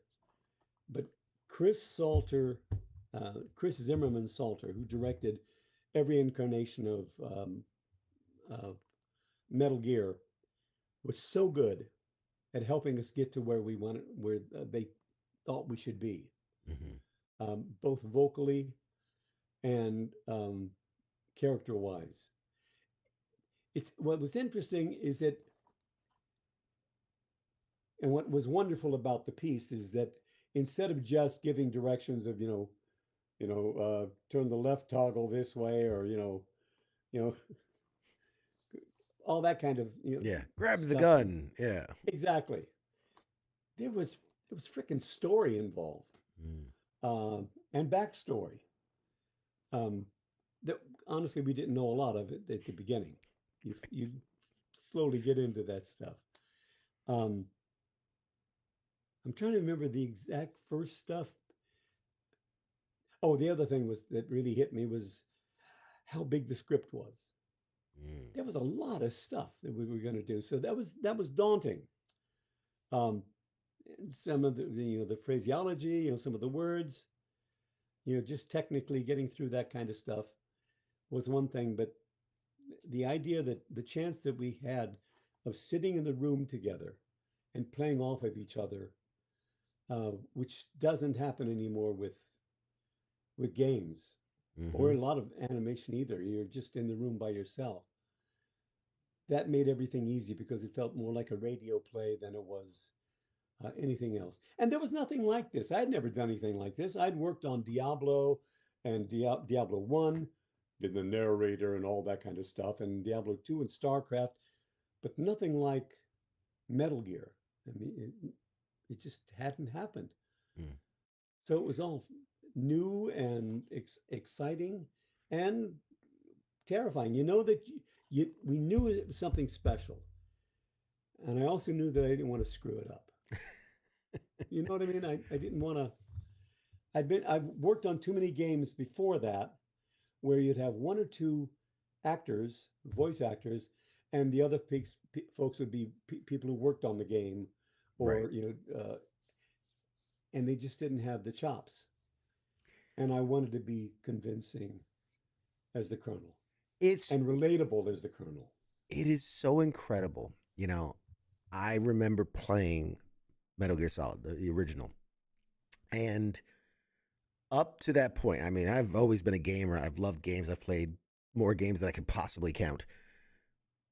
Up to that point, like you said, a lot of dialogue was just to get you from point A to B. Hey, grab that gun, do this thing, hit the objective. And narratively, it was a lot of like, bad guy, kill. like right. You're good, he bad, go kill. Yeah. And this was something. There was nothing like it. There was nothing like it. It was a story. It was you're invested into these characters and this mystery and this intrigue and these relationships. I still to this day is like like there's everything before Metal Gear, and then there's kind of gaming after it, right? Because so many people try to capture that dialogue heavy, cutscene heavy, you know, and this is all before like YouTube and things. I can't imagine if it was like when YouTube was around and there'd be so many super cuts and reveals and spoilers and these things. But being a part of something that is as iconic as this, because from a gaming standpoint, Metal Gear is like on the Mount Rushmore of gaming icons, of franchises, of history. I mean, what is your feeling, when you think about how you're connected, you're intrinsically, other than maybe Snake or Otacon, who are kind of, the pivotal roles, like the Colonel is as pivotal as anyone in throughout the entire series. So what's your feeling being a part of all that? Um, I, Two things hit me. Number one, it's humbling. I mean, truly, and how lucky I am that I got to be involved in it. Um, I take nothing for granted. One of the reasons I love going to the conventions is that you hear the stories about folks playing the game and what it meant to them. And I this past weekend, it happens every show. They'll either be somebody who tells me, says, "Yeah, I started playing when I was 9 years old," and my first question is, "Where were your parents?" Why?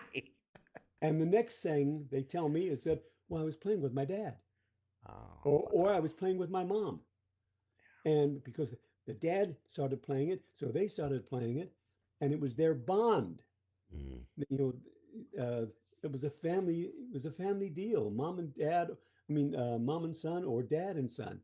Um, and over and over, I've heard people say that that something about the game is so important to them because their dad had passed or whatever, um, and they go back and play the game and they relive.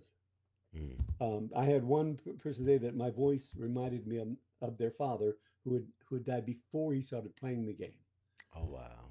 and it was like, okay, so I was like his dad talking to Snake, you know. Wow. So those are those kinds of things just mean a lot because, and I say it every con that we voice actors, um, we're nothing without the listener, the Mm, player, without. Uh, One of the reasons I love, I'm jumping. One of the reasons I love theater is because when you're on stage, the audience is there. It's a shared experience. mm. It's a live Um, reaction. Yeah. that moment will never happen twice because of whatever's in the air, blah, blah, blah, or whatever. But you get that reaction. When someone is playing the game and they're hearing your voice, even though your voice never changes, that that moment will never be repeated either Mm, because they're going to be in a different space. There, the air will be different, whatever. If they even play it 5 6 times, right. um, and when I hear these stories of what it meant to folks, um, it makes the whole idea of being an actor, it's like it's joyful. I mean, that's why I became an actor. Yeah. For people to experience something, to feel something special. And so I'm so grateful that I got a chance to be in the games, even two, which just completely flipped everything after one. It was very, very different. Startlingly different. Which, let me just touch on two real quick. I am still scarred today from that end where everything went topsy turvy and the Colonel started going crazy and talking crazy. I'm still like, there's a part of me that is still scarred from that. So thank you for that. I carry that with me. Right. That must have been a lot of fun reading just the craziest lines you've probably ever recorded for a game, I would imagine. Like, I hear it's amazing when the famous purple stuffed worm in Flapjaw's space with a tuning fork does a raw blink on Harry Carry Rock. I need scissors 61. You That mean is that? terrifying. That is terrifying. Turn off the game, Snake. Turn it off. It was oh my God, that terrified me. Like it's such a startling thing. So yeah, I'll send you the trauma bills for that, the therapy bills. Let's touch real quick on the dynamic between Campbell and Snake. I mean, there's that it's part mentorship, part friendship, sometimes a little adversarial. How did you guys build that and layer it through the years? Well, because that's basically our relationship in real life. Sometimes we like each other, sometimes we can't stand it. Sometimes, I don't trust him. David Hayter. No, no, it's basically the director. It's all in the words. Kojima was a master, and working with David. I mean, the dude. Number one, no one knows that game better than David Hayter. I don't think anyone, well, except maybe Kojima-san. But David is he's a master. He knows it all. He's fun to play with, and I love that dude. We were together over the weekend and just had a great time. So basically, the way you build it is just two actors trusting each other, trusting that I can, if I get a little bit testy, he can come back at me. But again, for me, it's in the words. Yeah, the words come first. Anybody can do those words, and if they're good words, they're easier for the actor. Right. They're also easier to memorize. I'm sorry. Go ahead. No. Like that, something I was going to mention earlier, and we got into something else. But with Metal Gear, and speaking of the words, and it's I don't know how to explain it. It's this natural kind of conversational. It's something that games never really did, and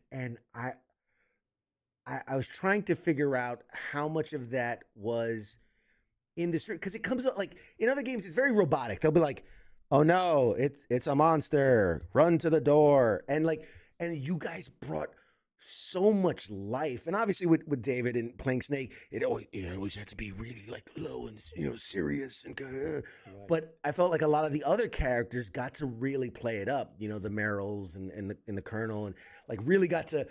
Snake, oh my God, oh my God, and really got to put so much.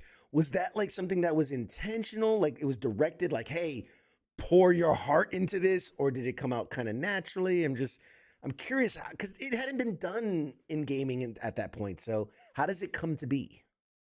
I think our director, again, Chris, who everybody will tell you that she's a master at this. And she's one of those that she wanted it natural. She wanted it honest. She didn't want what they did not want to have happen is have any of it sound cartoony.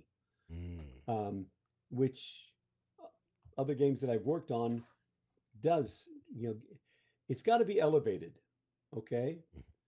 Because you're not necessarily seeing us, so it's got to be elevated language. But it can't be cartoonish. It can't be too big. If it's too big, then it loses any sense of honesty. And that's one thing that she pushed us toward. It's got to be real. Yeah, you can be more excited. You can be bring it up some, but it's got to be honest and real. And they kept talking about it being more like a radio play than any kind of animated anything.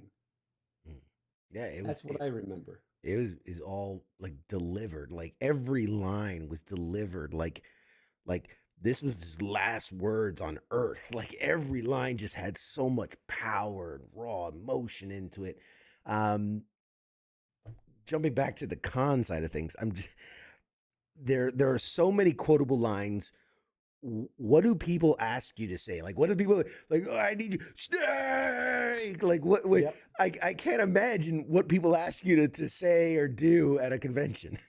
At least once every convention, sometimes twice, I will do the game over.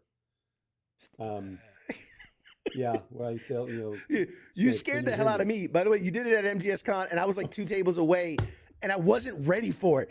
And I just hear, Snake! And I was like, Jesus Christ! Like, because you, like, the whole room vibrated. Everyone stopped what they were doing and, like, looked over at you. And you were just Well, beaming with pride. I loved it. I loved well, it. if you're gonna do it, you got to do it, man. You got to go full out. I, I I don't know if I told you or not, but my daughter for a while was going to the University of Minnesota in Minneapolis. Okay, and we went to visit. My wife and I went to visit because she was doing a play, and she needed something for her computer. So I went to the Apple store in Minneapolis. I walk in the Apple store, and they're all glass and metal. I walk in them. It's a Saturday morning, about 11 o'clock. People all over the place. And I walk in, and I tell the young man at the beginning, "Look, I'm here to find. I figure out what it was, something." And he said, "Wow, wow, man, wow." I said, "What?" He said, "You sound. Your voice sounds like this a character in a video game I play." And I knew what he was talking about. This is like, let's see, about 12 years ago. Um, and I said, "Oh, what game?" It was morning, so my voice is down here. And I said, "What game?" He said, um, "It's Metal Gear Solid." And I said, "It's me." And he said, "No way." I said, "Yeah, I'm Colonel Campbell." And of course, he was very sweet and he was very excited, and it was lovely. But then he said, "Hey, can you do game over? Can you do the snake?" And I said, "Dude, there are people here, and I'm going to get really loud." He said, "Yeah, I know." I said, "You're going to get fired." He said, "No, no, my manager's a gamer." So, so I did it. I said, "Snake." I'm not going to scream it, but Snake, Please. No, can you don't. hear me? Snake, Snake. And then at the top of my lungs, I screamed Snake, and it held it out. And the whole place, it just reverberated all the place. And there was dead silence for about beat, beat. And then there was applause. And it was so cool. And he turned around and said, "Campbell, Campbell." Uh, That's and there was amazing. a gentleman who came up to me who wasn't a gamer. He was just there for something else. And he came up as he was leaving. He said, "That was very good." He said, "I thought there was a snake." It's a snake. Oh my God. Yeah. That's Yeah. oh So my I have to do that. I also do age hasn't slowed you down. One bit, has it? The other one nice. is Snake. You'll create a time paradox. But the Yes. biggest one is I need scissors 61. I think that's That's the most popular. wild. That's wild. Of all the things, I'm surprised that that would be the one. But again, I mean, it's some of the most iconic lines.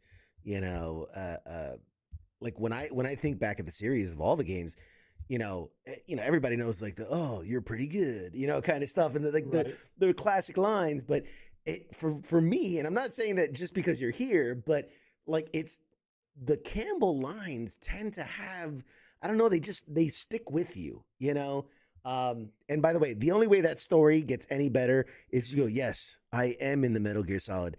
I do play Meryl. You got it. You nailed it." How did you know? No one ever guesses. That's the answer. That's how you do that.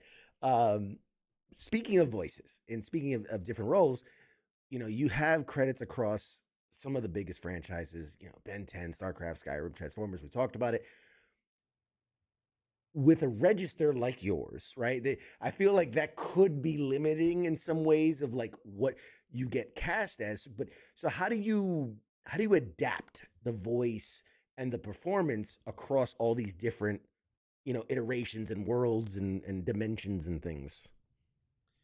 Well, it depends on sometimes you look at a picture, you know, they show you a picture of what your character is supposed to be, or they'll give you a description, and you decide, does this character, I mean, just change things in your mouth, in your face, bring it from the top of your head versus down here. And does he have an overbite, an underbite? Is there a bilateral S? You know, you just don't exactly what you decide where the character is, and real quickly, Please. it kind of has to do with this. Over the weekend, I was told that there's a moment in one of the games where very quickly you hear about Colonel Campbell's brother, Matt, which is Meryl's, she thought was her dad, Matt. Well, apparently there was a fella in Detroit who decided to draw a picture of what Matt looked like. So basically what it was, he did a rendition of Campbell's face, but put Meryl's head on him. And I was asked over the weekend, what would Matt Campbell sound like? And so instead of Roy, so Roy's down here. So I decided that Matt, I said, is he younger or older? He said, well, he's younger, 7 years younger. I said, okay. And then I looked at the picture of the guy, and I decided his voice was up here. You know, my brother Roy, he's a good guy, but he hangs out with this guy named Snake. Who hangs out with a guy named Snake? I would never hang out with a guy. I bowled with a guy named Snake once, but it was that kind of thing, you know. So you just decide the placement and decide what kind of character. Like Perceptor, much more upper register. Perceptor, who's the most intelligent of the Autobots. And he says things like, cursory evaluation of Decepticon capability indicates a distinct tactical deficiency. That's incredible. And in, what do you call it, in Fallout, the Vault-Tec salesman, he's just a 1950s door-to-door vacuum cleaner salesman type. And that's what they told me. So he's up and happy. So it's like, good morning, Vault-Tec calling.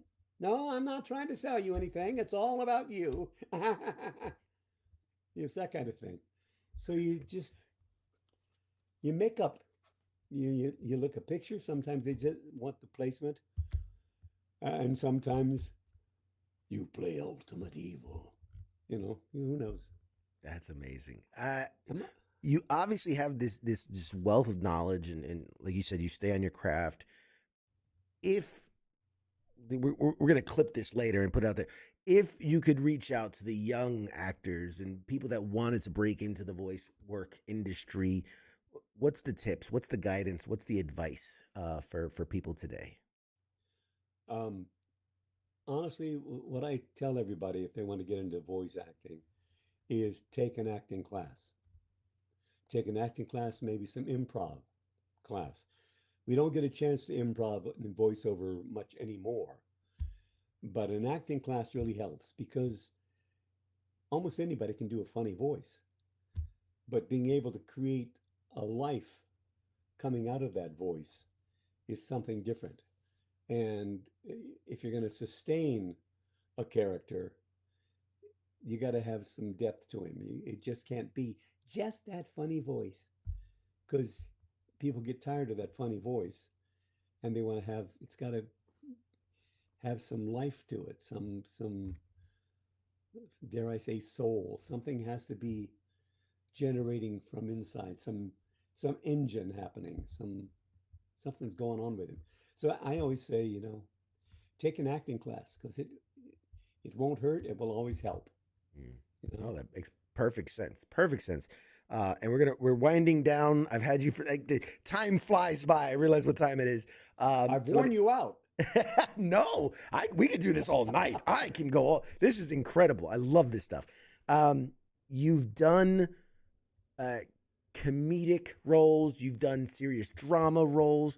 Is there one, in your opinion, that you find more challenging than the other, and maybe why? Oh, wow. Comedy stuff because it's all about timing. Um, but that has a lot to do with who you're working with and how funny the script is. Um, the serious roles are, I find tough because I did a Grey's Anatomy where I was the guy who was there with my lover who was dying. My lover who was dying happened to be the wife of my best friend. And my best friend knew that we were lovers and he was okay with it. But she's on her deathbed and she's interviewing women to be my lover after she's gone.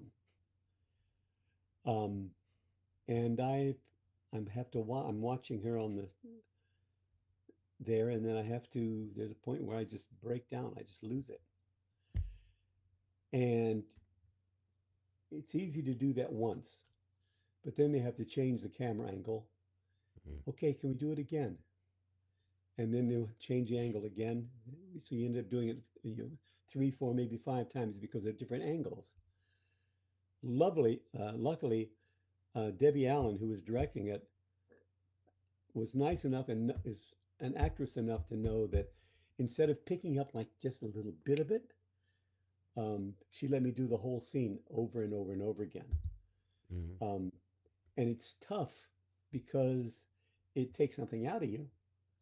Because of course I was seeing my wife, my real wife, on that table, on that bed, dying. So it was like, okay, I can get to the emotion of it. But that's tough. Comedy's tough because of the timing, but drama. Bad guys are always fun to do. We've heard that repeatedly. It's always the bad guys are the most fun. Always fun. Yeah. You get to live out, I think, a little bit of the fantasy of like, we've got to play by rules. We've got to live in a positive. And the bad guy too, like, fuck it all. Let it all burn. And you just get to vicariously live through that. Yeah. As we wind down, I want to ask you this. Is there a role outside of what you've done with Metal Gear that you maybe wish got a little more recognition for you, or you wish people asked you about, or like what's that role that you were like really invested in and you want more people to give you some love on it? Okay. There are 2. One, simply because not enough people have seen it. It's a short film I did called Frank and Emmett, E-M-M-E-T. It's available on YouTube, on the Amoleta. Doesn't matter. You just type in Frank and Emmett. And it's a guy telling his partner of 40 years that the act is done. And it turns out his partner happens to be a Muppet.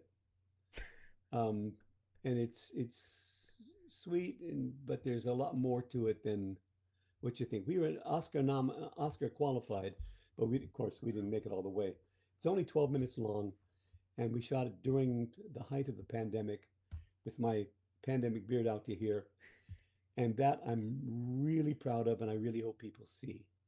Okay. The other one is a voiceover thing from a show called The Toxic Crusaders. I wish we'd gone on longer, but it only went for, I think, just 1 season. It's a trauma thing, and based on the Toxic Avenger. Yep. And I played a character called No Zone. No Zone was like a Chuck Yeager type test pilot who flew through a hole in the ozone and crashed into a vat of radioactive pepper.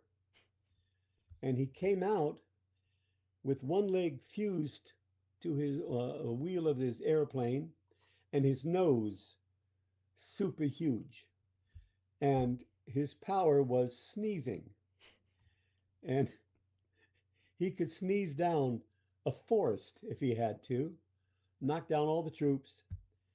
And in the show, at least twice in every episode, somebody had to say, we are, I'll say it as no zone.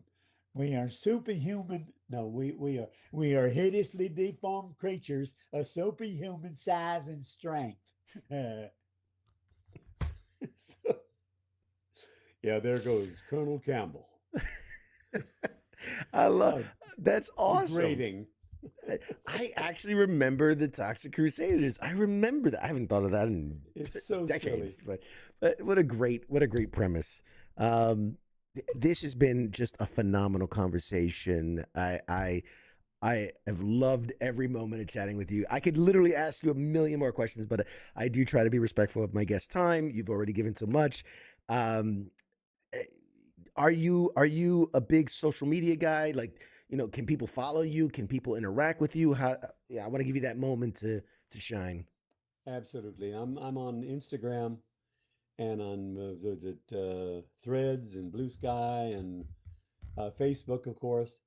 And I stay in touch with folks. I have friends on Facebook that we met at my first con in 2010, and we are now dear friends. When they're in town, we get together, we hang out. I have friends from Australia and New Zealand. When they come into town, we get together. Because what I said earlier, I truly mean. It's like this is a group effort. I could be the greatest voiceover actor in the world and nobody hear me or nobody care. Okay, big deal. But when people like our work, that makes it special. And right now, anybody who's in the Los Angeles area should buy tickets and come and see the play. We open in November 20th. Absolutely. And where can people follow you on social media? I know you said Instagram. What's the? Just my name, Paul Eiding. On Instagram, I think it's for Paul Eiding on Instagram, and just look for my name. I don't hide. You can't miss him. He's the one screaming snake at the top of his lungs. Last question before we let you go, just because I feel like you're the right person to ask this. I love doing conventions. I just got back from New York Comic Con. I was at San Diego. We do MGS. We do all these different cons. From your side of the house, right? Because I know as a goer to cons, as a guy who covers press for cons, what I consider, like a good con experience or a bad con experience. We're not going to name names because I don't want to get in big trouble. But to you, what are some of the like examples of a good con? Like what happens at a good con versus like the experience level, right? Like what separates the good from the bad?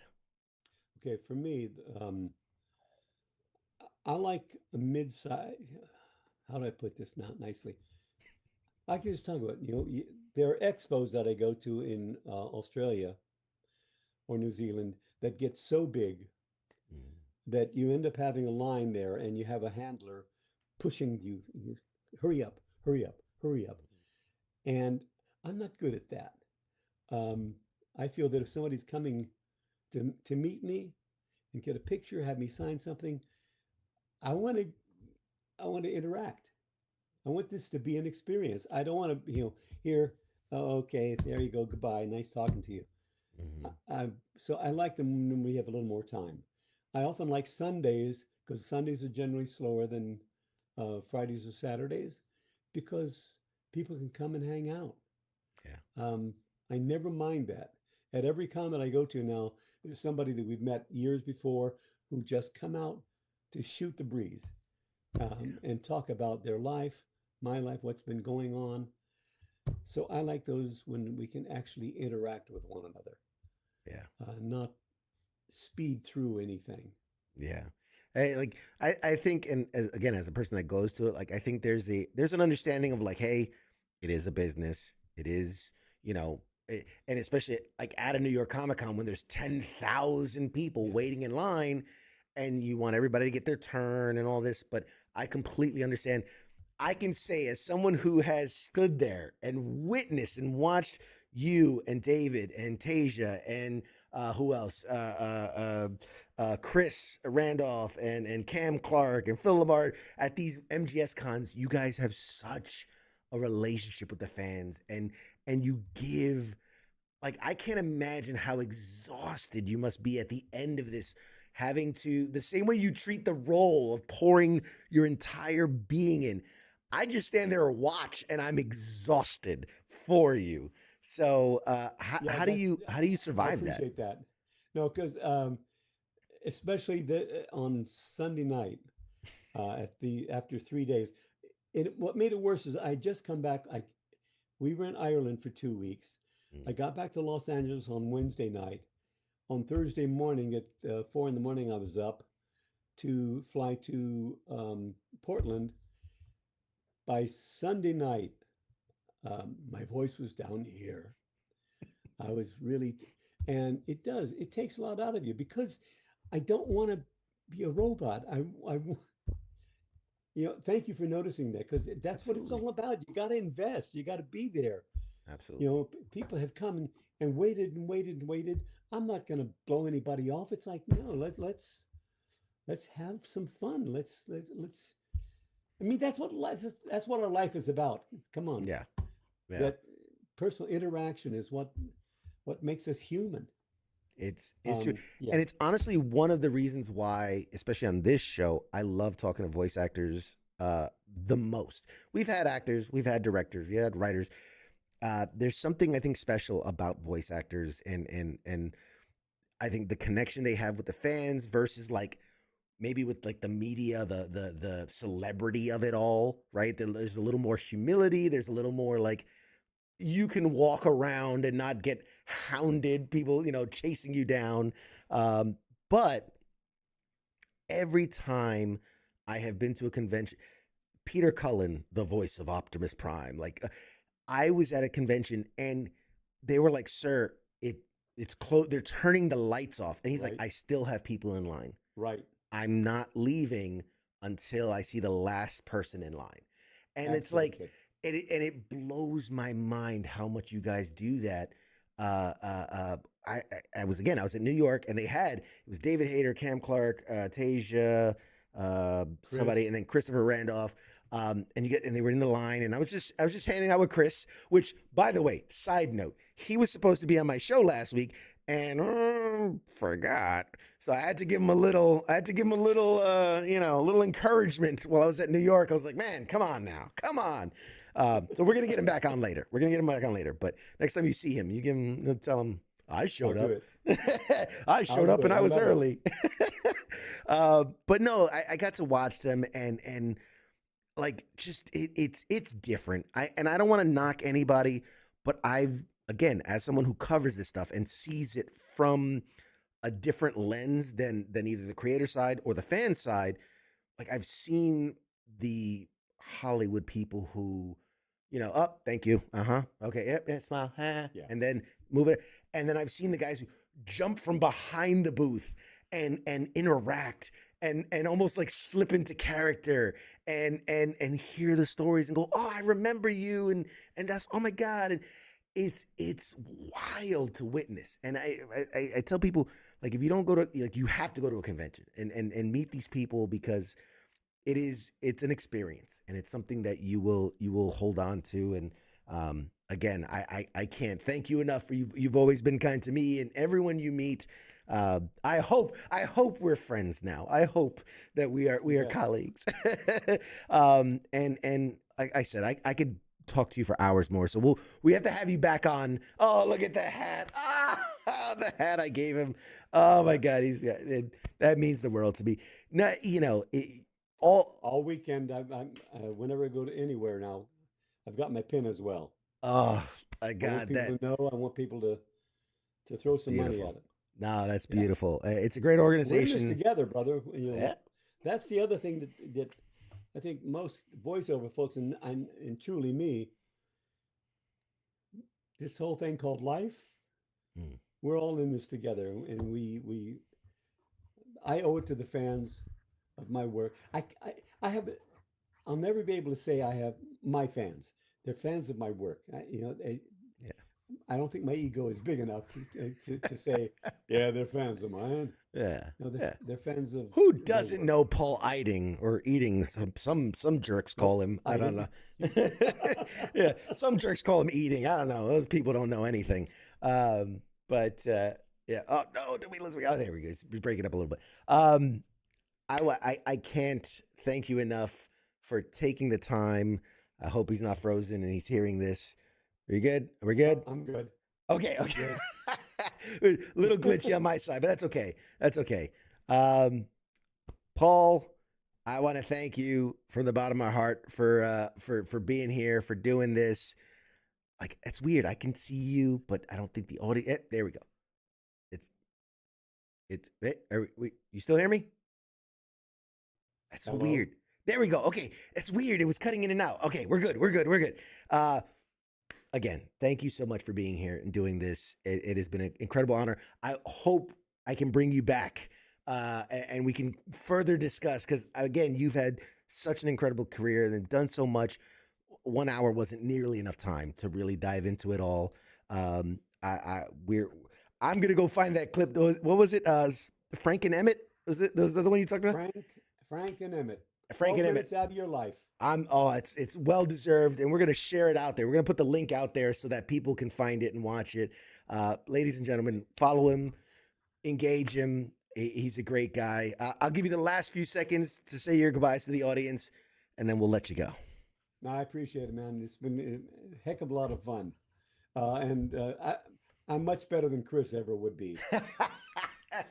Hey, your mouth to God's ears. Let me tell you. I mean, Thanks, guys. I really appreciate it. Absolutely. I'm sure we'll be seeing more of you, because you're an absolute hoot. And again, thank you for your service and for what you do And you. for the voice acting community, for the con community. You're an incredible human being, and I look forward to our paths crossing once again, as we always seem to do at these things. But we'll be seeing you soon, ladies and gentlemen. Mr. Paul Eiding. I'm gonna go say goodbye to my guests behind the scenes. We're gonna toss it to a short break. We'll have more show right after this. Hey, Colonel, you wanna send us away? Say what? I said, do you want to say goodbye as the Colonel? Yeah. You ready? Let's do this. Thanks for listening. Now, your next mission is this. Take care of yourselves. Take care of each other. Make sure you got each other's backs. You got my 6. I got yours. This is Campbell, out. Perfect. Nailed it. All right, ladies and gentlemen, we'll be back with more right after this.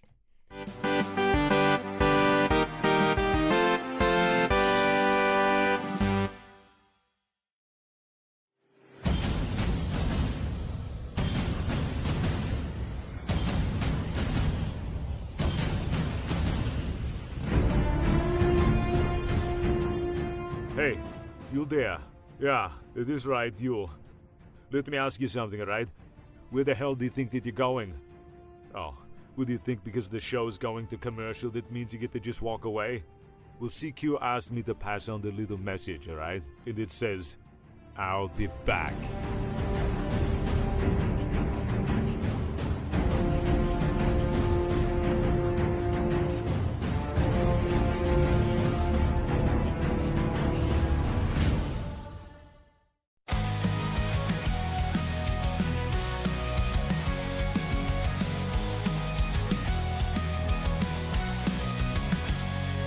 In the shadows of the city bright, where heroes rise and take the fight, there's a voice that breaks the night. It's CQ at the insight. From the comics to the silver screen, talking legends in those crazy scenes, pop culture trends and hidden themes. CQ reveals what it all means.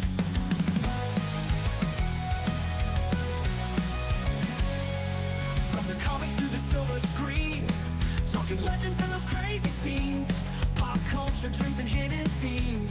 CQ reveals what it all means. Pop culture warrior here to ignite, guiding through the tales of light. With CQ leading the charge so bright, we're ready for another flight. Pop culture warrior.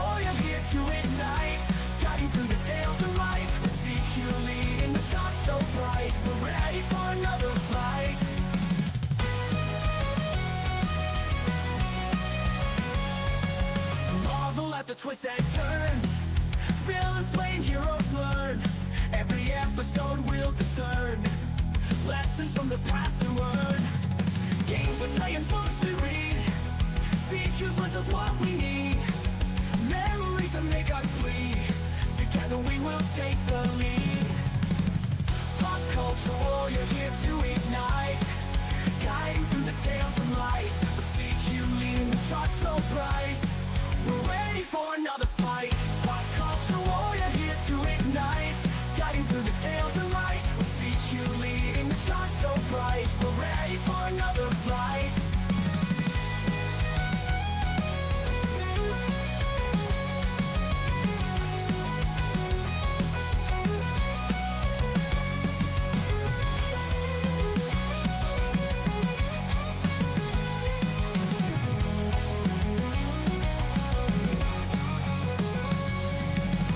Pop culture warrior here to ignite.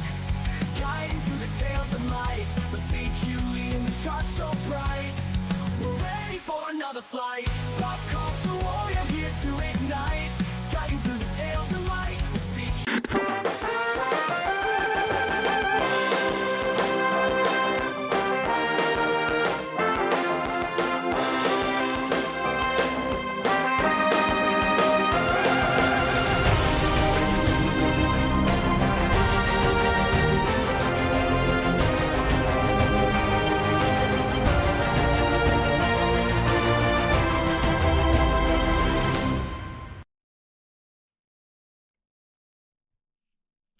Hey everybody, we're back. I'm just grinning ear to ear like an idiot because that was such a fun conversation with Paul Eiding. It's funny, dude. We're just cracking me up behind the scenes.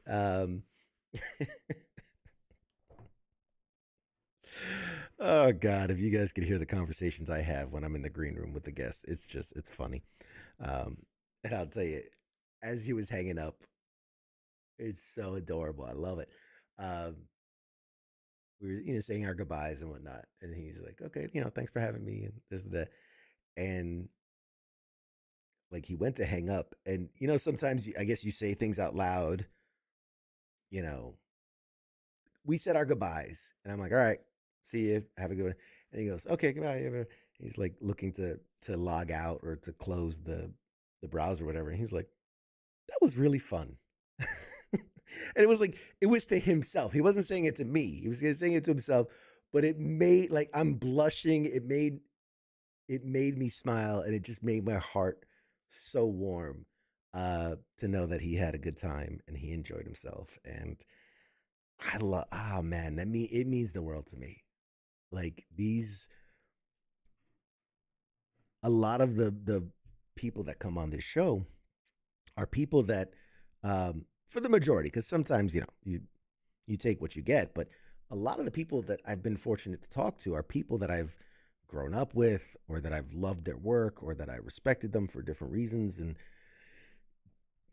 Roy Campbell as, the Colonel in the Metal Gear Solid is like that voice is, it's here. It's always there.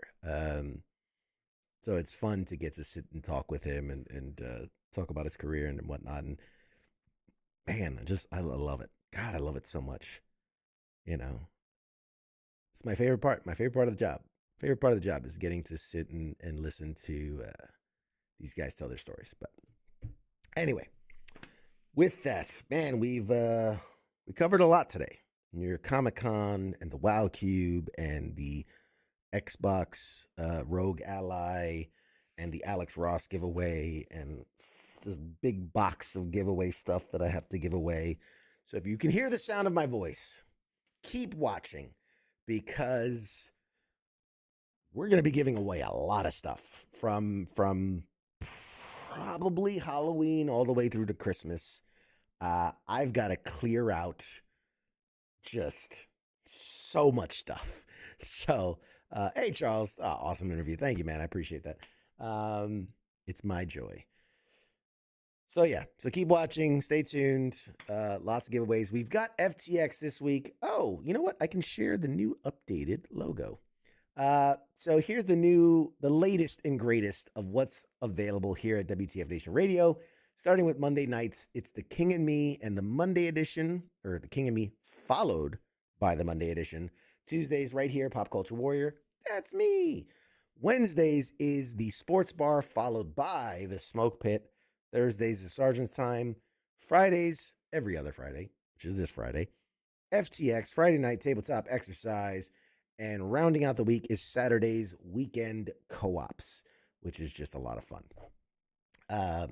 So that is the slate of shows as of today. We are very excited because we are working feverishly behind the scenes to bring together 1, 2, 3, 4 new shows, 4 wildly new, different, unique shows that I'm very, very excited about. The first one I can talk about, yes, Weekend Co-ops. What's up, man? The first one I can talk about that's probably the next one coming out. Let's see, October. Yeah. So the next one that will be out officially is Trailhead Ops, which is going to be our kind of outdoorsy, I think the term is overlanding, driving. It's the Lord of Trees out there. Yes, the Lord of Trees is bringing Trailhead Ops to life and the outdoors. And for those that you like that camping lifestyle, that outdoorsy lifestyle, this is going to be all that in a bag of chips. There's going to be tips and tricks and videos and top best places to go and what to pack and what not to pack and gear reviews and all that kind of stuff. It's gonna be awesome. Hey, what up, JM Low Prickon? How you doing, man? I can't believe you're tuning into this. You crazy. So yeah, you definitely would love our new show, Trailhead Ops, which is coming very soon to WTF Nation Radio, including other shows as well. Ladies and gentlemen, it has been an absolute pleasure to have you guys tonight. Lots more good stuff coming. I did run into Christopher Randolph, who stood us up last week, but that's okay. We forgive him. We love him. It was a mistake. It happens. And he has rescheduled. I think it's like November 11 or 18 or something like that he's going to come on. So we will have him on. We have a lot of good guests coming up. A lot of really cool stuff for FTX. A lot of really cool stuff for here at Pop Culture Warrior. Some really cool, interesting stuff coming up for the Monday edition as well as Sergeant's Time. Weekend Co-ops has some really good stuff coming. So yeah, things are coming together. Very exciting. Thank you guys for tuning in tonight. Really appreciate it. Big shout out to my guest, Paul Eiding, the incredible voice of Colonel Roy Campbell.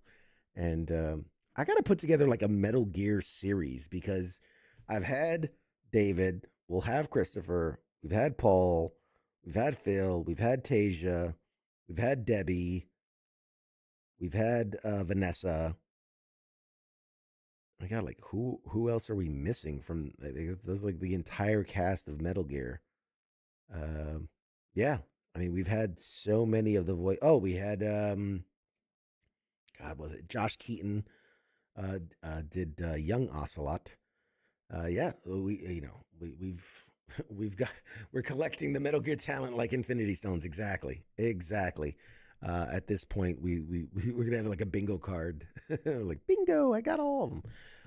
I definitely want to get Cam Clark. He's a fun one because not only did he do Liquid Snake, he's very famous for doing like I think it was Donatello in the original Ninja Turtles animated series, as well as just a shit ton of other voices. Yeah, so we'll get there. We'll get there. All right, guys. Thank you so much. Appreciate you for tuning in. shows. Watch all the shows. Like the pages, subscribe. Each show has its own social media, so follow. If there's a show you like, make sure you follow them specifically, as well as WTF Nation Radio, and get all of your awesome content right here. And stay tuned. We got a lot more to show you. A lot more coming down the line. So see you guys next week. Shots.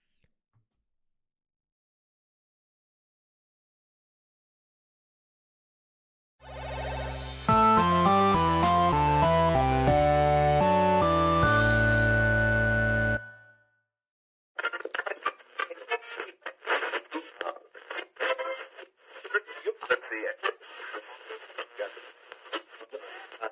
it.